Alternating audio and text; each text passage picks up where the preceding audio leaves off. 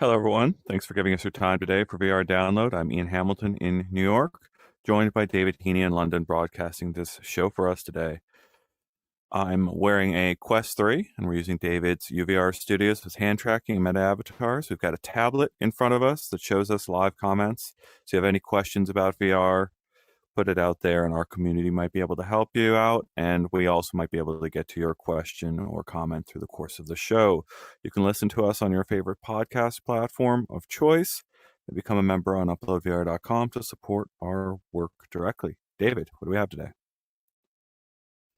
Yeah, so first of all, it's great to be back live. It's great to have you in our live chat and be able to directly interact with you. The past 2 weeks were pre-recorded and, that really sucked for us and I'm sure for you as well. So originally, this episode, this day, was supposed to be all about Somnium VR1 and my impressions. And I've been finishing those up earlier in the day and the plan was to publish them and then we'd have this show at the normal time of 9 a.m. PT. Unfortunately, what happened is a bunch of news dropped throughout the day, as you probably have seen on UploadVR.com, and we had to shift our priorities. And now, because of that, there's so much news that dropped today to discuss those reports. We're going to just shift to talk about those today, and then either later today or tomorrow, I'll publish my Somnium impressions, and we'll discuss those next week, presuming that there will not be as much news. We'll get to it when we get to it. A wizard arrives exactly when it means to. Hello to our commenters. We got Lifecatcher, Admiral, let's see, Garrett, Little Scampy. Is that a new member up there at the top? That's awesome. Thank you so much to our viewers. Like and also share out that link to other people. We don't do a lot of promotion these days because we're still trying to get this rhythm. I joked with David that we moved our VR Download podcast to Thursdays because Tuesdays tend to be big news days. And then what just happened? We had a massive amount of news outlining the next few years for Meta. I've also it's great to see you again, David. I know you just went traveling and you've got a lot to catch our audience up on. They know to wait for your impressions. I think now our audience there, a lot of people that know us in our audience know to wait for your impressions, and I can't wait to see what you thought of that headset. But why don't we get into that first news and really roll through this news today? Well, I'll just run down our topics first so that our audience knows what we're going to talk about. But I do agree with Little Scampy's comment that there is a conspiracy going on here, that whatever day we set VR download to, just before we go live, that's when everyone wants to drop their news. As someone who, does this for a living, writes this news, I really feel like that is true.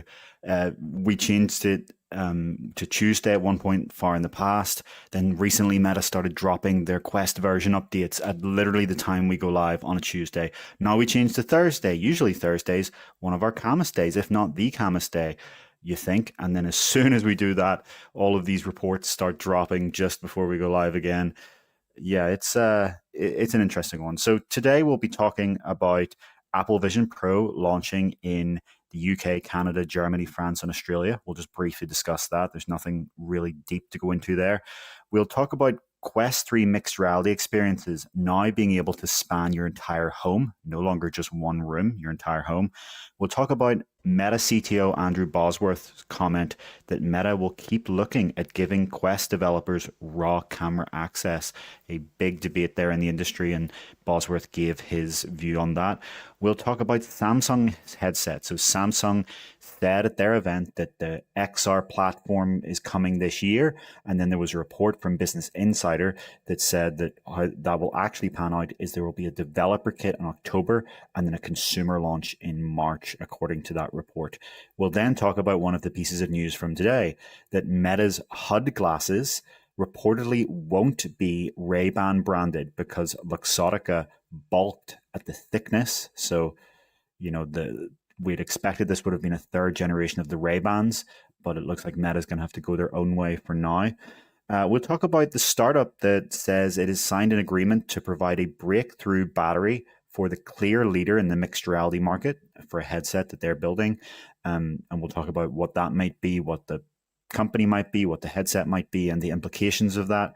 We'll talk about then another part of the news from today, that Meta's AR VR hardware teams reportedly have to cut their spending by 20% by 2026. We'll talk about why that might be happening, the significance, why doomerism is not the response there, and the reason that that might play into where Meta is in its overall cycle with AR and VR. We will finally talk about two pieces of news that are somewhat related. Firstly, in that same interview from earlier where Meta CTO talked about raw camera access, he also predicted the specifications of a Quest headset 7 years from now. And so just after that, we'll discuss the big bombshell news of today, in the information's report, or the section of it, I should say, that describes Meta's roadmap in the near term for Quest 4 in two variants, a high-end and a low-end Quest 4, as well as a Quest Pro 2 the year after. So we'll talk all about that at the very end. Let's go straight into that Vision Pro news at the start, I guess, then. So there's, as I said, there's not really much to say about this Vision Pro news. It's simply the fact that, we've now seen the end of this first international expansion. Vision Pro was obviously available in the US at the start of the year. It then came a week or so ago to China and Singapore and Japan. And now it has also arrived in the UK, Canada, Germany, France, and Australia at some eye-watering prices. So £3,500 in the UK, 5,000 Canadian dollars in Canada, 4,000 euros in Europe, and 6,000 Australian dollars in Australia. Yeah, not much more to say on this. Let's move on through these. We will, as we've always done in the past few weeks when we have our live discussion, David, we kind of build to the last few topics, and I think we'll move through these first few ones without too much commentary. Hello to Paradise Decay and Serious Goo. Serious Goo? Thank you for your membership.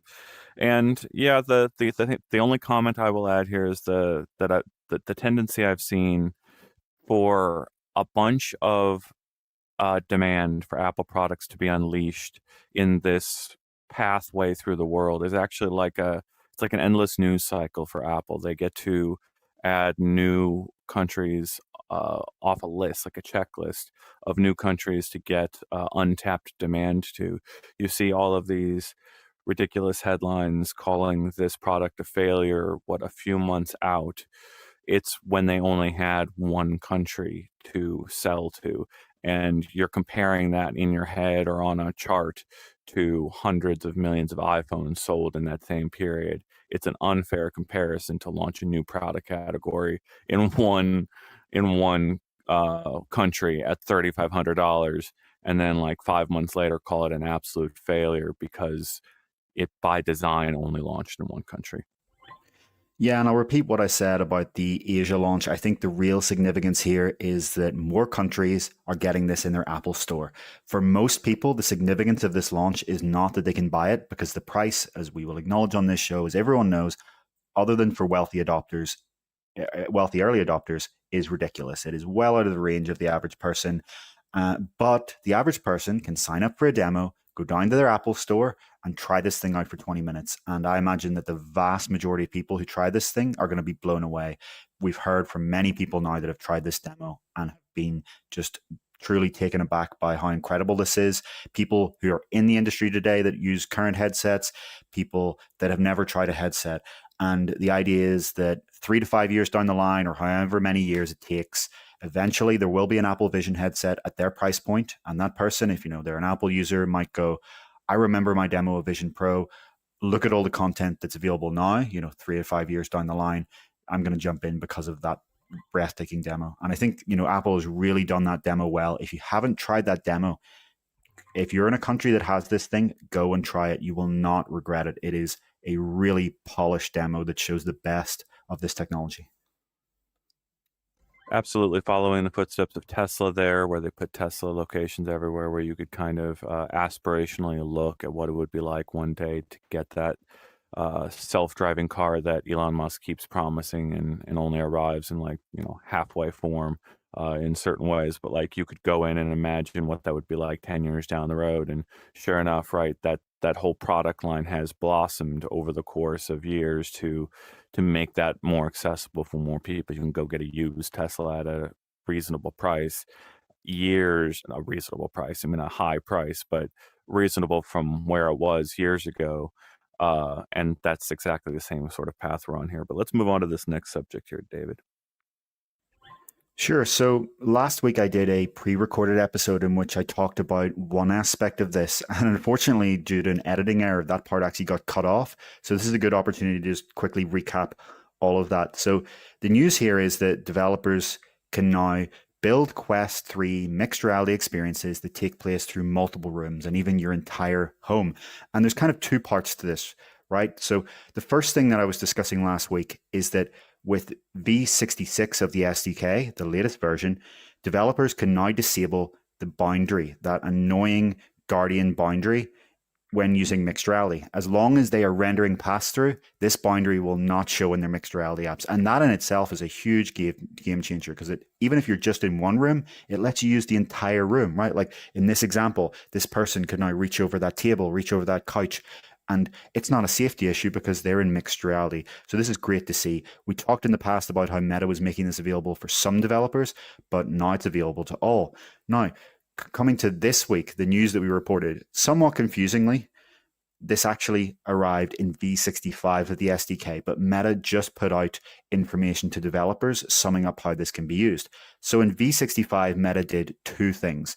They increased the accuracy and range of spatial anchors, and they let developers access the scanned scene mesh from multiple rooms. So to be clear what I mean, spatial anchors are a way that developers can position virtual content in a specific real-world position, and it won't shift when you reset your Guardian, when you do your scene mesh setup. None of that matters. This spatial anchor is locked exactly where you put it. So you put it on this in the middle of this table. In theory, assuming everything works, it stays locked onto that table. Now, with this update, Meta is saying that these spatial anchors will stay accurate in a 200 square meter area. So that would be like a 20 by 10 meter house, or in freedom units, that's 66 by 33 feet. Freedom units, yeah. I changed the temperature on my. I was in the menu system on my Quest, and I saw that there were Fahrenheit and Celsius units that I could change in the menu system. So I changed them to Celsius to try to honor you and your people. Yeah, I've heard Americans use that term. I assume it's just a freedom units is a term that you use. Maybe only some Americans. Yeah, French fries. I'm remembering freedom fries was a thing for a little while because of stupid people. Yeah, we've got an anti-cleric out there in the audience. Didn't get a notification. Yeah, we don't have a whole lot of control. You can help the notification systems in your own little way. You can help the algorithm by hitting that like button, sharing it out manually, get more people in here. And as we've noted in the past, we do build over the course of our shows to bigger and bigger topics. And again, as noted, you and our comments can help new people understand what's coming into VR, what's good, what's bad, those basic questions that we see week in and week out. You can help them out with answering those questions.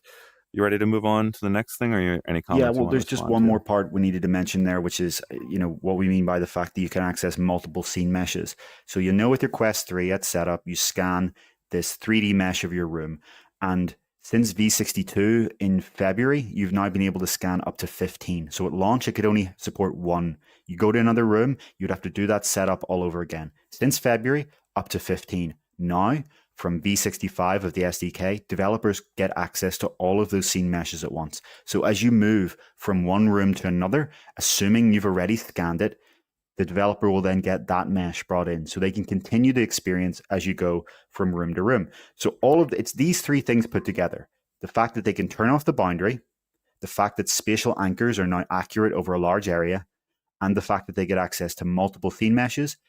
Those three things together mean developers can build these multi-room, theoretically whole home mixed reality experiences. Now, there is one thing missing, one problem, and it's a thing that Apple Vision Pro does right that Quest doesn't.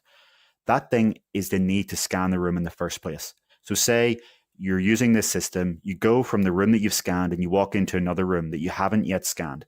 Well, the developer's not going to have a mesh for that room, so they're not going to be able to make virtual content interact with your real room. How Vision Pro solves this is that there is no setup process on Vision Pro for environment meshing. Vision Pro continuously generates a scene mesh of your environment, and as you walk around your home, it just adds to that mesh. As soon as you turn the headset on, but without doing anything, you don't even realize it's doing it. It's scanning your entire room, getting a 3D scene mesh and updating it. So that's the big problem with Quest. It's a static capture. The other problem with Quest static capture is if you move furniture, since you've set it up, you're still going to see a mesh where that furniture is, or the app will still see a mesh. If someone else was in the room or a pet was in the room, you're going to bake them into the mesh. That was a big problem at the demos when they first showed off Quest 3. They had some of the attendants baked into the mesh. With Vision Pro, that doesn't happen because anything that moves away, as soon as the scan comes around again, it'll make sure it goes away. So I suspect that's because Quest 3 doesn't have the performance and energy overhead to do that. And so maybe we'll see that in Quest 4, which we'll talk about later in the show. Yeah, it is one of those things we're going to have to watch pretty aggressively over time to see how this functionality sort of rolls out, right? Meta has been very aggressive with software updates on its platform, rolling out and fixing and changing the decks, so to speak, like the way everything functions, the order of processes running in your system. They're changing it quite a lot. I went into the menu system and I see boundary, I see spaces, I see room scale, stationary scale. All these terms are fairly confusing to a user. And then you've got on the menu system, you've got, fully immersive button and as well as the pass-through button where you kind of see the surroundings. All this stuff is changing in real time right around us right after the launch of Apple Vision Pro. And let's see here. There was a comment here I wanted to mention. There was a good question asking about pass-through because it seems like people want to understand how this will flow out over time, how this is going to like matter to them in the actual software, but they're not seeing any software that really takes advantage of this yet. I think I see the question talking about if it's the one from Iron Meds VR. They're asking if they can switch to pass through with boundary off now. So the distinction here is that you're referring to turning the boundary off in the headset settings on a system wide. That's actually different to what this is, which is the developer turning it off in an app. This is a bit confusing because you're talking about a developer setting, but for the headset system wide, that still, as far as I'm aware, doesn't let you use pass through. So this is for your own app. The answer to your question is if you turn the boundary on a system level, but then turn it off in your app, you can do what you're saying. But yeah, I think you're right to say that this is a confusing situation in where we still have this legacy boundary in VR now, and some apps are going to lose it in mixed reality. I expect probably the vast majority over time, because why would you want to be the one developer on the store getting 1-star reviews for still having the boundary there? But then you still have this clunky floor to infinite height boundary thing in VR. Meta needs to get rid of that. The problem is, how do you do it? The answer is you have to have a system like Vision Pro where you're continuously scanning a mesh and then you show it. But that's probably got power and performance problems. It's going to be a tough one for Meta to solve. Yeah, people detection, right? People detection is this whole menu system setting that you can turn off or have operate in different ways, right? If a person comes around you, they'll appear like a ghost inside your virtual space, and you can see them, interact with them, and you can have that work only in certain settings, some settings. And to your point, Apple has architected its system to run that and all these other meshing systems all concurrent to the things you're running on the headset. I was just going to be clear there. You're talking about Vision Pro, just that people detection you're talking about. That's just for any of our viewers that don't have these headsets. That's not on Quest 3, but that is something on Vision Pro. I think it's just, Vision Pro has this more powerful processor. It has a much larger battery, like twice the size, so it can do all of these things in real time. It can do, this real time cutout of your arm and hand. There are a lot of things that are going on there that the key bottleneck of standalone headsets is still the compute and battery, right? The people talk about resolution, field of view. What will drive all of those things up is the fundamental driver of all of them, which is this compute and battery. And over time, we're going to see big improvements. Quest 3 already does have improvements. It's able to do inside-out body tracking. It's able to do hand tracking and controller tracking at the same time. That's how it enables multimodal. That's how it's able to have ringless controllers. But you're going to need even more overhead to start doing more and more things. I'm just seeing Guy Godin, the developer of Virtual Desktop, in our comments is saying that the latest version of his app, Virtual Desktop, is using this ability to hide the boundary that we're talking about. And like I said, I expect every mixed reality app to do that eventually. Yep, and a lot of responsive comments to the idea that people are getting bad reviews because they aren't adopting the latest APIs and technologies that Meta is rolling out, and this awkwardness of system level versus developer level access. This is going to get pushed on developers pretty harshly, right? Like it's gonna, if you're on the old system and you don't update in this uh, changeover, it's going to be really hard on you on Meta's ecosystem. But we should probably move along here because we do have 9 subjects, main sections to get through today. I liked Arlen's comment here earlier on. I think they're looking for some minor speculation. They're trying to push our buttons here on what we're willing to do when we get to that section later in the show discussing the Quest 4. This is the first time I think we've been able to formally put a Quest 4 in the title of our VR download because it actually popped up in some news. So Arlen trying to get us to discuss speculatively. I think we might discuss that in that last section of the show. But first, let's get into this one. Yeah, so this piece of news is that Meta CTO has said that Meta will keep looking at the idea of giving developers raw camera access. So if you're not aware, these mixed reality headsets, Quest 3 and Vision Pro today, when a developer uses pass-through, they don't actually get access to pass-through. They kind of set a transparent background, essentially, and then the system fills in everything behind what the developer has with pass-through. So from the app's perspective, it's kind of just sending what's on top of pass-through, and the background is as transparency. If developers did have access to those pass-through cameras, they could run their own computer vision models, and that would open up a huge range of specific applications. It would really, really spark an entire wave of innovation that could make these headsets pass-through modes infinitely more capable for many more use cases. But of course, there is a privacy trade-off there where they have access to your camera feed, right? They are able to see everything that you see if you grant wonderful permission. opportunity for Pico to lead the pack, right, in giving raw camera access to all developers, and where does that camera raw access go would be the natural question if Well, that happened. there's no indication that Pico plans to do that. You know, they with Pico 4, they give it to they give it to enterprise companies, the Pico 4 Enterprise, but that has to be sold to registered businesses. The company that does give you raw pass-through access is Lynx, the French startup that makes Lynx R1 that's had a lot of shipping issues.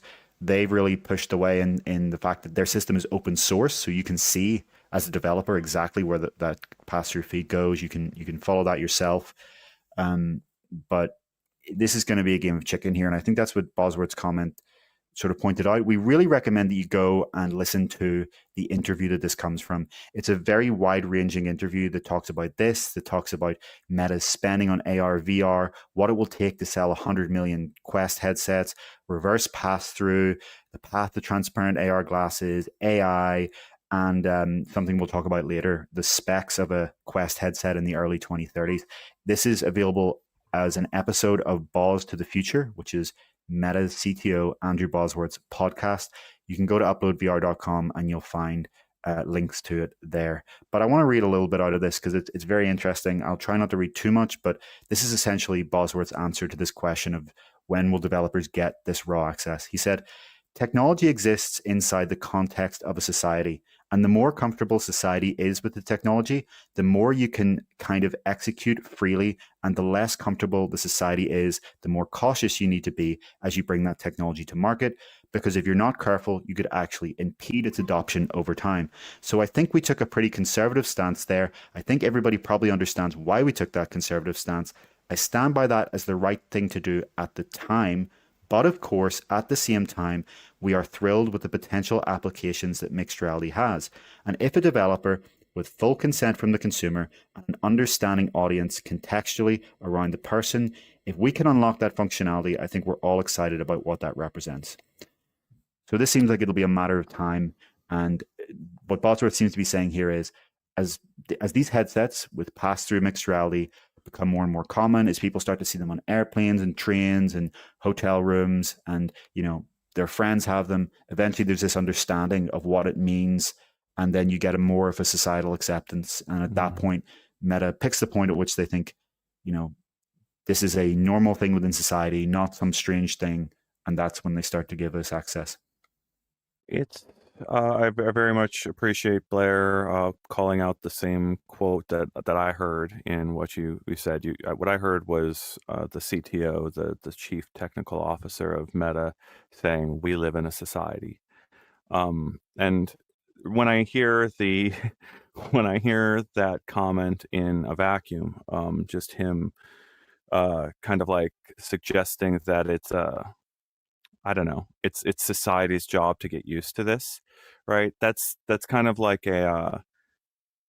It's difficult because he's the pitcher of this technology to begin with, right? Like, what role do the Meta Ray-Ban glasses, cameras everywhere, have in normalizing this for society? What it's like it's spoon feeding people on the idea that this is okay and useful, and I'm not disagreeing with the idea that computer vision and these systems will be fundamentally uh, helpful in enormous ways that we can't even fathom right now. But the idea that like Meta isn't part of the process of normalizing these things through all of its other actions is something that like I think we really need to be clear about. Something very interesting in his answer is how much he credited Vision Pro for pushing this forward. He said, I don't have the quote in front of me, but he said something along the lines of like Vision Pro has been a really good thing for the industry because Apple does have this normalizing effect in culture. And, whether it be wireless earphones with AirPods, even though they were mocked relentlessly at first, people seem to have memory hold this. But when AirPods first came out, everyone said, those look stupid as hell. I'll never wear one of those. And now they're the top selling audio device in the world. And you see them on every street. With the Apple Watch, smartwatches, they existed No, before then, but Apple brought them into this new kind of cultural popularity. And now it's completely normal to wear a smartwatch. That's no longer a thing that dorks do. So I think Bosworth is right to say that Vision Pro, just by its existence, even without having, a massive adoption of actual buyers, just by the fact that it's there in an Apple store, that, influencers and YouTubers and celebrities are wearing it, that pushes forward acceptance of the idea of a computer on your face that has cameras that can see you. did you mean Ray-Ban or Vision Pro there or both? Because they're both doing it. Like you But, you said Vision Pro, but he don't. said Apple Vision Pro. He was referring to Apple Vision Pro. Wow. Yeah. I Well, mean, I think so there's kind of a sorry. difference with the Ray-Ban glasses. I think because it's kind of obvious that these are just glasses with a camera, right? And then you have this light that comes on, and it's a little bit easier to understand that these are just glasses with a camera versus what a pass-through headset is. The fact that it's not always capturing, but it is always seeing by the nature of it. Like people are only just starting to get use of the idea of a VR headset where you can see the people outside it, right? Like even with the Quest 3, what's one of the number one questions you would get from a person who's not familiar with it in the room? Can you see me? Because these Yeah. big cameras are on the front. And that's a question you didn't really get with previous headsets. So I didn't know how much I wanted to derail us or where I wanted to derail us with what I did last night in the Meta Ray-Ban glasses and the Quest 3, but I do want to mention it because it's silly and it goes to exactly what Iron Meds is saying. These are communication devices and they should be presented as. I was able to pair the Meta Ray-Ban glasses directly to the Quest 3. So I was able to download the captures that were on the Quest 3, or sorry, the captures that were on the Meta Ray-Ban glasses for my walking around New York directly to this headset, and then share them to a WhatsApp conversation from the headset using the 2D multitasking versions of the apps. And what it proved out to me is that there is a path here for Meta completely devoid of Google, completely devoid of Apple, and it involves glasses and headsets for you to capture things you see and share them with friends. And that is exactly in line with the research we heard from Michael Abrash in 2022 when went face to face with him, and he pointed out we would have both headsets and glasses. Well, what I just did last night on these systems was a proof of concept that there's a pathway here beyond phones, beyond laptops and desktops that sees you using these two types of eyewear in tandem with one another. I captured reality. and then I used virtual reality to send it out to multiple people. And what it proves is like when you're out there wearing those smart glasses or doing those captures, it's actually really convenient to turn the AI off, to not have any notifications whatsoever. It's a fresh start on personal computing in some ways, to not have all of those beeps that come out of your iPhone or your Android phone popping up at you. You could actually turn that off and have a completely pure experience that, to like Meta's point, right? You could go wind foil sailing, parachuting, rock climbing, all of these crazy real world activities while wearing these smart glasses with no distractions whatsoever. And then download your videos to a place like VR where you've got an infinite canvas to kind of like, oh, look at your videos really up close, to delete the ones you don't want, and then share those out with other people. Yeah, I think what you want is contextual distraction, right? And that's something we've seen Apple talk about in iOS 18 upcoming with Apple Intelligence. It's something I imagine Android will do. And it's something Meta has talked about for years. The idea that you have this agent on your glasses, or in Apple's case on your phone for now, that will distract you when it knows you want to be. You want to know if your family member has been in an accident, right? But you don't want your friend that just sent you a meme if you're out doing something important, right? You want something that can distinguish between these things and alert you when it's important. But when it comes to this idea of, capturing on your glasses and watching on your headset, I think a missed opportunity with the current Ray-Ban glasses, and we'll talk about this a bit later when we talk about Meta's glasses strategy, is that they can't capture 3D, that there is only a camera on one side. It looks like there's a camera on both sides, but one of them is just an LED. And that actually is a regression from the original Ray-Ban stories, which some people don't even remember existed. The first Meta smart glasses, which actually did have two cameras, I don't think they could capture 3D. That was never something they could do. But you could easily imagine that the next generation of these Ray-Ban glasses would let you capture 3D video, or as Apple calls it, spatial video. And then, you just put on your Quest headset and you've got them right in front of you. That would be a very interesting capture path there. Absolutely. And I do think that they need to work towards that. It's what I kind of expect at this point after what I saw last night using this pathway. But why don't we move on, or are there any comments you Yeah, want to talk I think about there's, before there's we do just that? one sort of comment, Jane, I want to respond from Iron Meds VR. And they were saying something earlier about the idea of opting out of pass-through sharing to Meta. And if Meta gets hacked, all these captured pass-through video will be released to the public.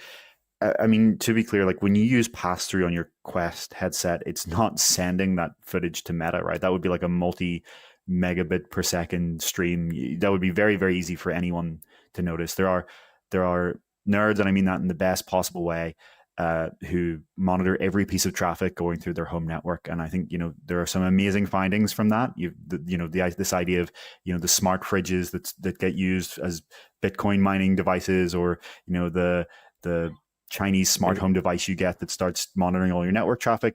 There's no such thing for the Quest. Now, if you're talking about videos that you specifically record and upload to the Quest gallery, that's a different thing. But you can disable that if you want.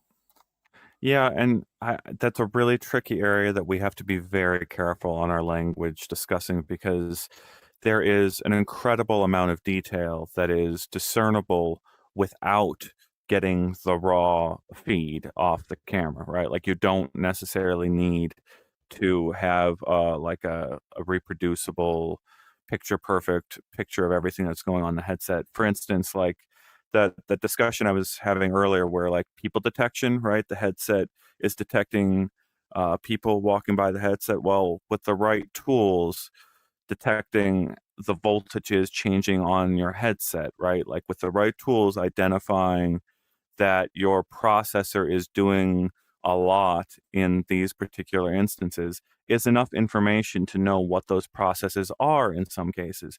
And you work backwards from there. There's a ton of technologies out there to kind of like not need that raw camera access to still create a very detailed picture of what's going on. Yeah, I mean, this is a very complicated issue in AR and VR, because the question comes down to what is an image, right? Is the 3D mesh that Quest 3 generates of your room and Apple Vision Pro, is that an image? Is that a privacy issue if someone has a mesh of your room?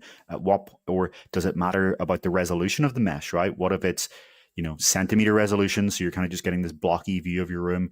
But then what about a few years down the It's, line when it's millimeter resolution, so it's getting the exact it, shape of every little object in your room? And what about your hand tracking? Is that an image? Is that not an image? Is there is a huge spectrum here between a full image capture and a representation? Imagine that mesh can be used to serve you objects that only fit in the empty spaces of your house. So, like, you could use that mesh to determine the dimensions that are various products could fit in, and then you could of course use all the other tidbits you have on an advertising profile to make that product the right color, the right genre of interest to the user, and the product need not exist, right? Like, the product could be printed or made at the time of like it getting advertised to you into your particular space. This is all what, 15, 20, I don't know. This is a long time to get there, but we're all talking about the same things here. This is what you can determine from those layers. Yeah. So the developer of Lo-Fi in the comments is saying that one of the reasons developers want to capture an image is to look for an environment map to make virtual objects look better, match reflections and lighting. And they're pointing out rightly that that doesn't need to go anywhere near the internet, just to the device. And the vast majority of use cases where the developer would get the imagery would never go to the internet, right? All of these computer vision models would be running locally. What Blair is suggesting, this idea of matching the lighting to the virtual object, all that would be done locally. Very interestingly, I'm sure you're aware, Vision Pro is a solution to this, where anything in the shared space, Apple does that automatically. You as a developer provide them with your 3D models, your textures, your materials, and then they are lit in real time based on your environment without the developer themselves ever getting access to that lighting data or reflection data, which is a very interesting approach that just no other operating system has really done yet. And that's one of the really interesting parts of Vision OS. Of course, that comes with many, many restrictions. In a way, you as an application in the shared space on Vision OS are not given the same freedom as you would be in a full space or on other operating systems. And it's remarkable as a user of the operating system to kind of like get a feel for what, one app that uses that doesn't share its space with others becomes much less usable if it doesn't do that. So we're still in the early days of apps coming out in each of those bucket categories on Vision Pro, and seeing how it kind of feels to have things like real-time lighting, interpreting, and being incorporated into your local experience. Like, the same joke we made earlier about apps getting 1-star reviews because they don't have the boundary, or they still have the boundary turned off. Could that same thing happen to things like apps that don't multitask with each other over on the Apple ecosystem? Yeah, I think we can move on to our fourth topic now. We have a question here from BS in the comments. I hope that's initials and not what I think it is. But they're asking, is there info on a Quest 4? Yes, there is. You can either go to uploadvr.com right now, or you can wait for the end of our show. That will be topic 9, which is why we're going to move on now. So topic 4, Samsung's headset. We have two pieces of news here that are kind of one and the same. Firstly, at Samsung's Unpacked event, they completely out of the blue referred to the XR platform coming this year, and Google confirmed that they're still on board. So if you haven't been following this, much earlier last year, Samsung and Google and Qualcomm confirmed that they were building an XR headset. Samsung would do the hardware, Qualcomm would provide the chipset, and Google would provide the software. Since then, we've learned that that chipset will be the Snapdragon XR2 Plus Gen 2, a higher end variant of the XR2 Gen 2 that's in Quest 3, that has higher GPU and CPU clock speeds, supports more cameras, supports higher resolution displays. And we've learned that that software is going to be Android XR, Google's platform. That will be their competitor to the Quest platform, which is now called Horizon OS. So you'll have 3 major platforms once this thing arrives. You'll have Meta's Horizon OS, Apple's Vision OS, and Google's Android XR. And I'm sure there will be some fierce battles there. But anyway, the news this week, other than Samsung confirming that it's coming this year, is that Business Insider's Hugh Langley has a more detailed report on how that should pan out.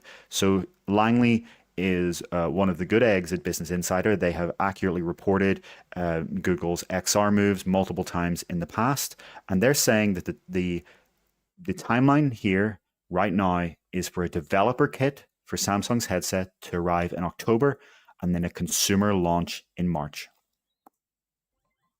So Garrett, right there at the end there, I will never touch Google products. And I, we just got to mention it, right? There was the previous iteration of Daydream that went away, and uh, David is alluding to fierce competition that is in the near future, right? There's already been headlines leaking suggesting that, uh, Meta and Google have had talks at some level about how this is going to work with the switchover, right? I just described in the last segment, side loading a bunch of APKs onto this headset or the other Quest 3 I have right here, and using it for all sorts of shenanigans, right?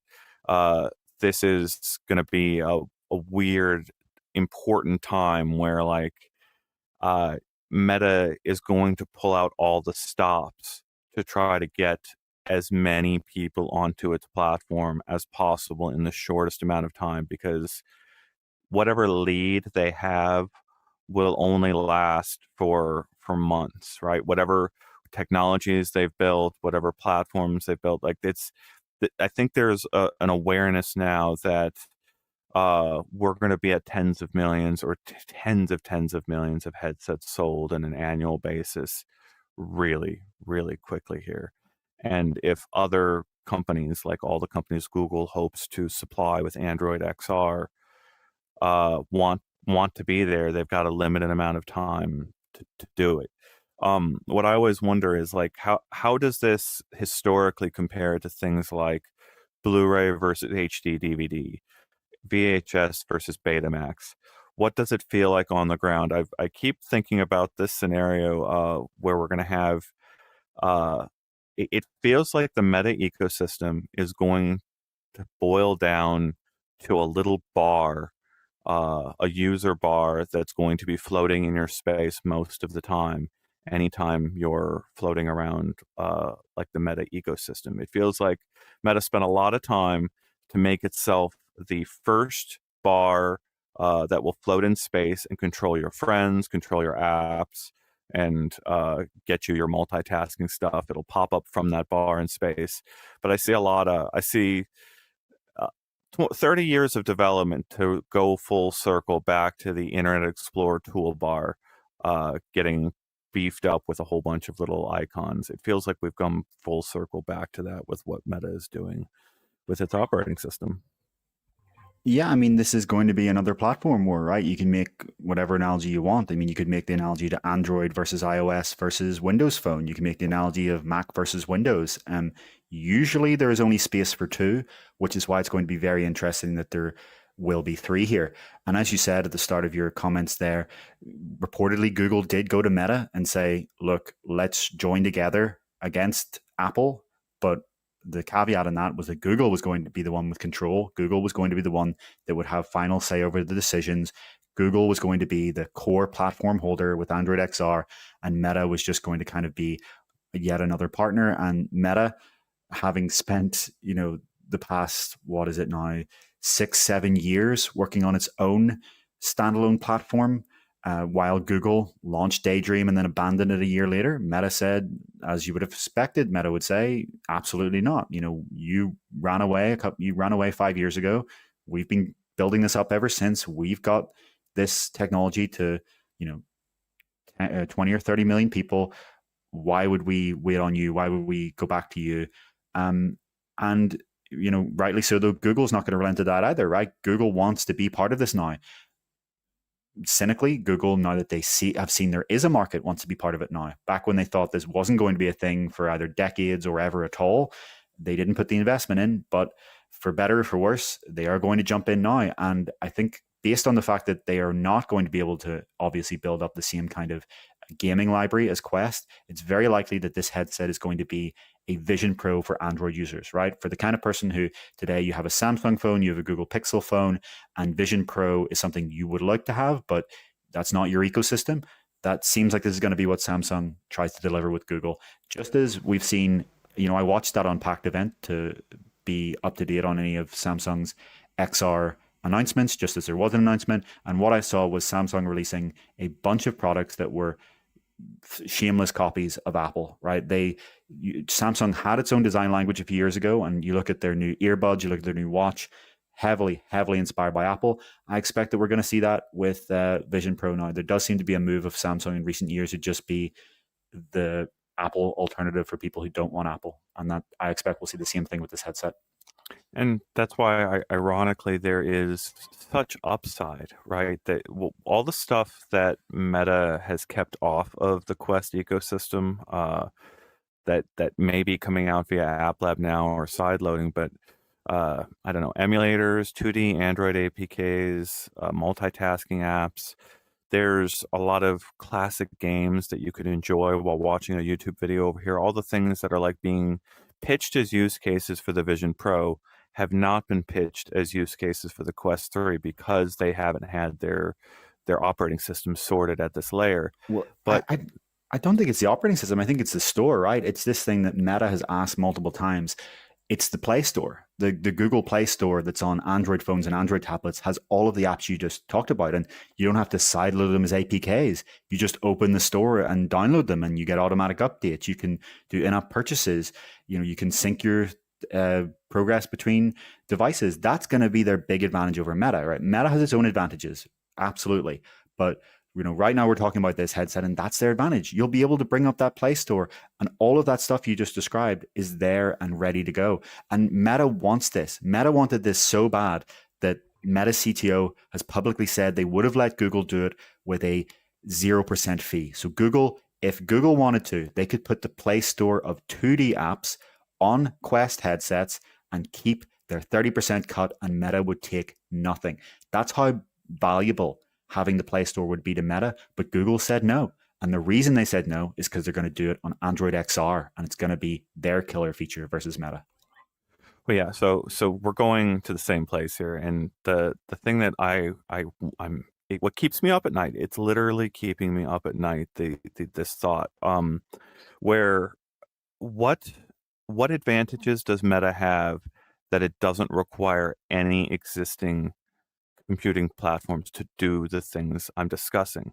The idea that your glasses captures go to your headset and then out into the world over Wi-Fi means that Samsung, which has cellular capable watches, Google, which has cellular capable watches, Apple, which has cellular capable watches, all of which rely on displays, are actually like things that aren't required to your VR headset or your smart glasses.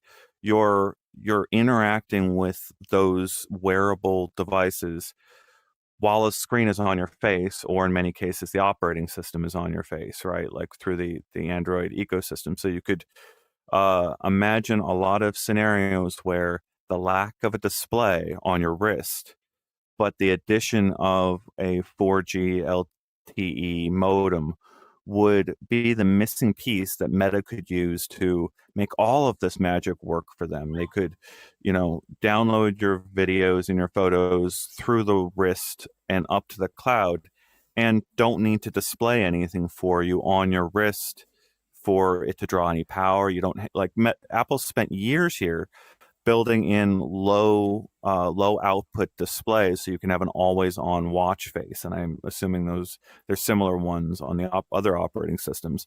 But how much power do you save by turning the display off completely on the watch and still preserving that power, all for shuffling data between the glasses, the headset, and the internet? Sure, that's something Meta can do, but that's something that these companies can do as well, right? And the difference is that they can bring in your phone as well, and they don't have to convince you to buy a completely new watch lineup. It's an advantage, right? But I'm also saying it's their advantage. At the same time, it's Meta's, there are people who are going like Google and Samsung would be right to make decisions that considered those people who have those existing devices and brought them along. You've got the latest Samsung phone, you can enjoy the Samsung mirroring service. You've got the latest Samsung watch, you can enjoy the Samsung watch mirroring service and whatever, Wow Mouse, that whole idea that we profiled pre recently where your watch can become a mouse for the interface. Like all those things are all going to be there Samsung branded. What I'm Well, trying, sorry, go ahead. Google branded. It'll be any Google Android branded. because Google will make sure that it's any Android phone. As long as you have any phone other than an iPhone, all that's going to work for you, right? So a whole bunch of new APIs for things like what game pads, for mirroring, for wireless management, all those things would be very hard for Meta to adopt afterwards. That's where Meta's advantage comes in, right? They go built their own stack of technologies for taking these photos and videos off of your glasses, taking these photos and videos off of your headset, and getting them out to the internet at large. And they don't need the phones and watches of these other companies to do it, even though ideally they would benefit from Android XR as well. Yeah, I understand what you're saying. In the short term, this is going to be painful for Meta, but in the long term, because they have to build without having the phone in your pocket, because they have to build without this existing ecosystem, they have to, that almost forges something that is stronger in the long term because they have to build around headsets and glasses natively. I do get that, but that is going to perhaps work out in the very long term. But in the very short term, that's going to be painful, right? Because Samsung and Google as well as Apple will in many ways lean on their existing app stores. A lot of the focus will be there'll be developers who say, I already have an iPad app, I'll just let that work on Vision Pro. I already have an Android tablet app, I'll just let that work on this headset. Where Meta is going to be courting people to build truly spatial content. There's going to be an entire generation of developers who can't afford these $2,000 and $3,000 headsets, and they pick up a $300 Quest 3S and start building. The genius 15-year-olds that are going to build the next generation of billion-dollar apps are probably going to be doing that on the cheapest hardware they can get. There's going to be huge advantages there, but it's going to be a rough intermediary period for the long time that people still rely on these existing traditional platforms. Very, very great discussion here with you, David. Thank you so much for getting into that. Yeah, I think we're tugging at some really future-facing things that are going to play out over the next months and years. We will keep our ears out. Obviously, email tips at uploadvr.com if you have anything interesting. Now is a good time to let us know. This is about the time that a hotel worker found a Quest Pro in a hallway in the news cycle. So we will be looking for any more lapses in security that get dropped into our tips email or get randomly shouted out across the internet. Let's move on to this next news, David. Yeah, let's move on to talk about those glasses. So this is another piece of news from today. If you haven't read about it, you can go to uploadvr.com. But essentially here the news is that what everyone expected was going to be the next generation of Ray-Ban Meta glasses are actually, according to this report from the information, going to come just from Meta without Ray-Ban designer branding. And the reason for that is because what these glasses are set to introduce is a display. So the Ray-Ban Meta glasses, just like the Ray-Ban Meta Stories before, they don't have any kind of display. You could argue that the little LED that you can see in your right eye is a display, sure, but essentially they don't have any real display. What these glasses, codenamed Hypernova, that are set to launch next year, 2025, will introduce is a HUD, a heads-up display that could show notifications, scan QR codes, and translate real-time text, as well as being an output interface for the Meta AI assistant. So instead of always having to hear the answer, you can just get it printed in front of you, which is a really convenient thing. Even notifications, right? The ability to have these contextual notifications that appear without having to look down. You're walking along the street, you're going to your destination, you get these notifications when you want them. So the problem, apparently, according to this report, is that to deliver that display, you have to make the frame of the glasses a little bit thicker. And EssilorLuxottica, the giant conglomerate that owns Ray-Ban, balked at that when they saw the design. They thought, this isn't our design language. This looks too thick. It looks too nerdy. This isn't what we want for our glasses. And so Meta, without that partnership, is going to go ahead and release them as just Meta glasses or whatever they end up being called. There also is a little bit of weight added. So the current Meta Ray-Ban glasses are 50 grams. A typical pair of glasses are about 30 grams. And these hypernova glasses, these HUD glasses, are 70 grams. There is an interesting side story here, though. The Financial Times and the Wall Street Journal have reported that Meta is exploring a multi-billion euro investment into EssilorLuxottica, and that would give them a roughly 5% stake, which they could use to influence the future decision-making of EssilorLuxottica. So this could be a very interesting situation where right now the company has gone, no. Mark Zuckerberg says, I'm going to buy you and start influencing shareholders and see what you say then in a few years when Meta's share grows and grows. That's a very interesting strategy. I mean, it's what I've been expecting. It's what I think we've been talking about or preparing our audience for quite a long time. This is a rollout the big money, make money deals to secure your manufacturing for the better part of a decade, to secure your product lines 2 or 3 generations, 4 generations into the future, make sure nothing unexpected comes and stops you from executing plans a couple years out, right? These are muscles that Meta has. That this is the way Mark Zuckerberg has described it himself. That Meta or Facebook at the time was building up muscles that it did not have to compete in ways that it never could in the last generation of personal computing. Well, that's happening now, and as you've been so astute in pointing out, David, on our show, is that uh, the bulk of the money being invested in Meta systems are in putting these glasses onto people's heads, not necessarily on this Quest VR headset system that is already a hit, so to speak. It's all been put to these future glasses. Well, it's time for Meta to show up with. Uh, I mean, like to put this in context, right? I have an article that I've drafted talking about this. You rewind the clock. The people that aren't familiar here with what happened here, you go back 10 years in time. You're talking 2014 when Mark Zuckerberg dropped $3 billion on Oculus VR to make billionaires of those founders. He hands all this money to those founders and says, "Let's do it. This is the future," and spends the last decade building up VR into this hit platform that can support tens of millions of headsets in annual sales. And at in that same year, they bought WhatsApp, which gave them a global communications platform that is standard issue for video chats now and text chats on a global basis in a way that iMessage doesn't really, that Apple's messages doesn't really match.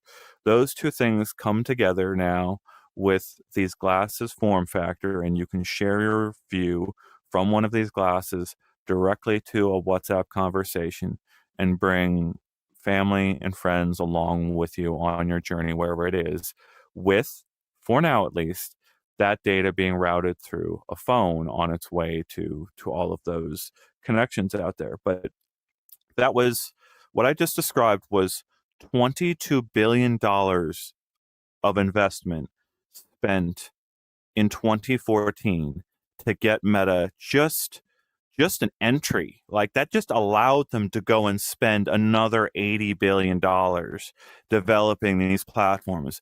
And we're talking about showing up for the next phase. Like you've spent that $100 billion just to get an entry ticket to this war of Android XR against Vision OS, right?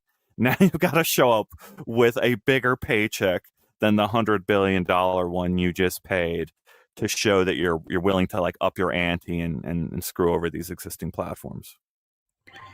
Yeah, the step at which they can get even these audio glasses to be completely standalone, not rely on your phone for things like audio calls, is going to be deeply significant. But Yeah, the partnership that Meta established with EssilorLuxottica to get Ray-Ban glasses that, this emerged actually years ago, like 4 years ago now, was very prescient. This was a very, very clever move. Right now, if you were any of the companies that are involved in AI, such as OpenAI, and you could go back 4 years ago and establish a partnership to get your AI assistant onto Ray-Bans, the most popular designer glasses in the world, you would have jumped at that. But back in 2020, this was this odd thing, just like back in 2014, acquiring Oculus was this odd thing. You can say what you like about Mark Zuckerberg in many ways, but you can't say that he isn't good at predicting certain things like this far in advance. But what I think there is a big loss here that these first HUD glasses, at the very least, are not going to be Ray-Ban branded. I think Meta's glasses are obviously going to do a lot worse when they don't have that Ray-Ban design and that Ray-Ban co-branding. But at the same time, what has happened with the AI revolution is that audio only glasses are going to turn out to be a lot more useful than people originally would have thought. And so I think what we're going to see here is actually 3 tiers of glasses from Meta. Tier 1 is going to be these audio glasses that are going to be co-branded with Ray-Ban. They're going to evolve on their own, right? There's going to be another generation. Maybe they'll add 3D video support. They'll put another camera on. Maybe they will get the ability to, as Ian was talking about, have their own 4G or 5G modem that they can, have your own plan for them. They can do calls independently of your phone. You can, maybe access Spotify, and then they build in more apps over time. And that all just becomes this kind of audio operating system that people speculated AirPods might have developed into a few years ago. Then you'll have this middle tier, these HUD glasses that we're talking about, Hypernova. At first, I think they're going to be Meta branded, as we're hearing in this report, but maybe down the line, they either convince Luxottica to get those into Ray-Ban too, or they manage to shrink the projectors to the point that you can get that into a stylish pair of glasses. And then you're going to have tier 3, and that's what's going to arrive in the second half of the decade, way later on, reportedly around 2027, is true augmented reality glasses. And, you've noticed we've not said that word yet because we're still far away from that. Those are going to be the most expensive, the most experimental. They're going to be the bulkiest, and I imagine they're going to be Meta branded for quite a long time.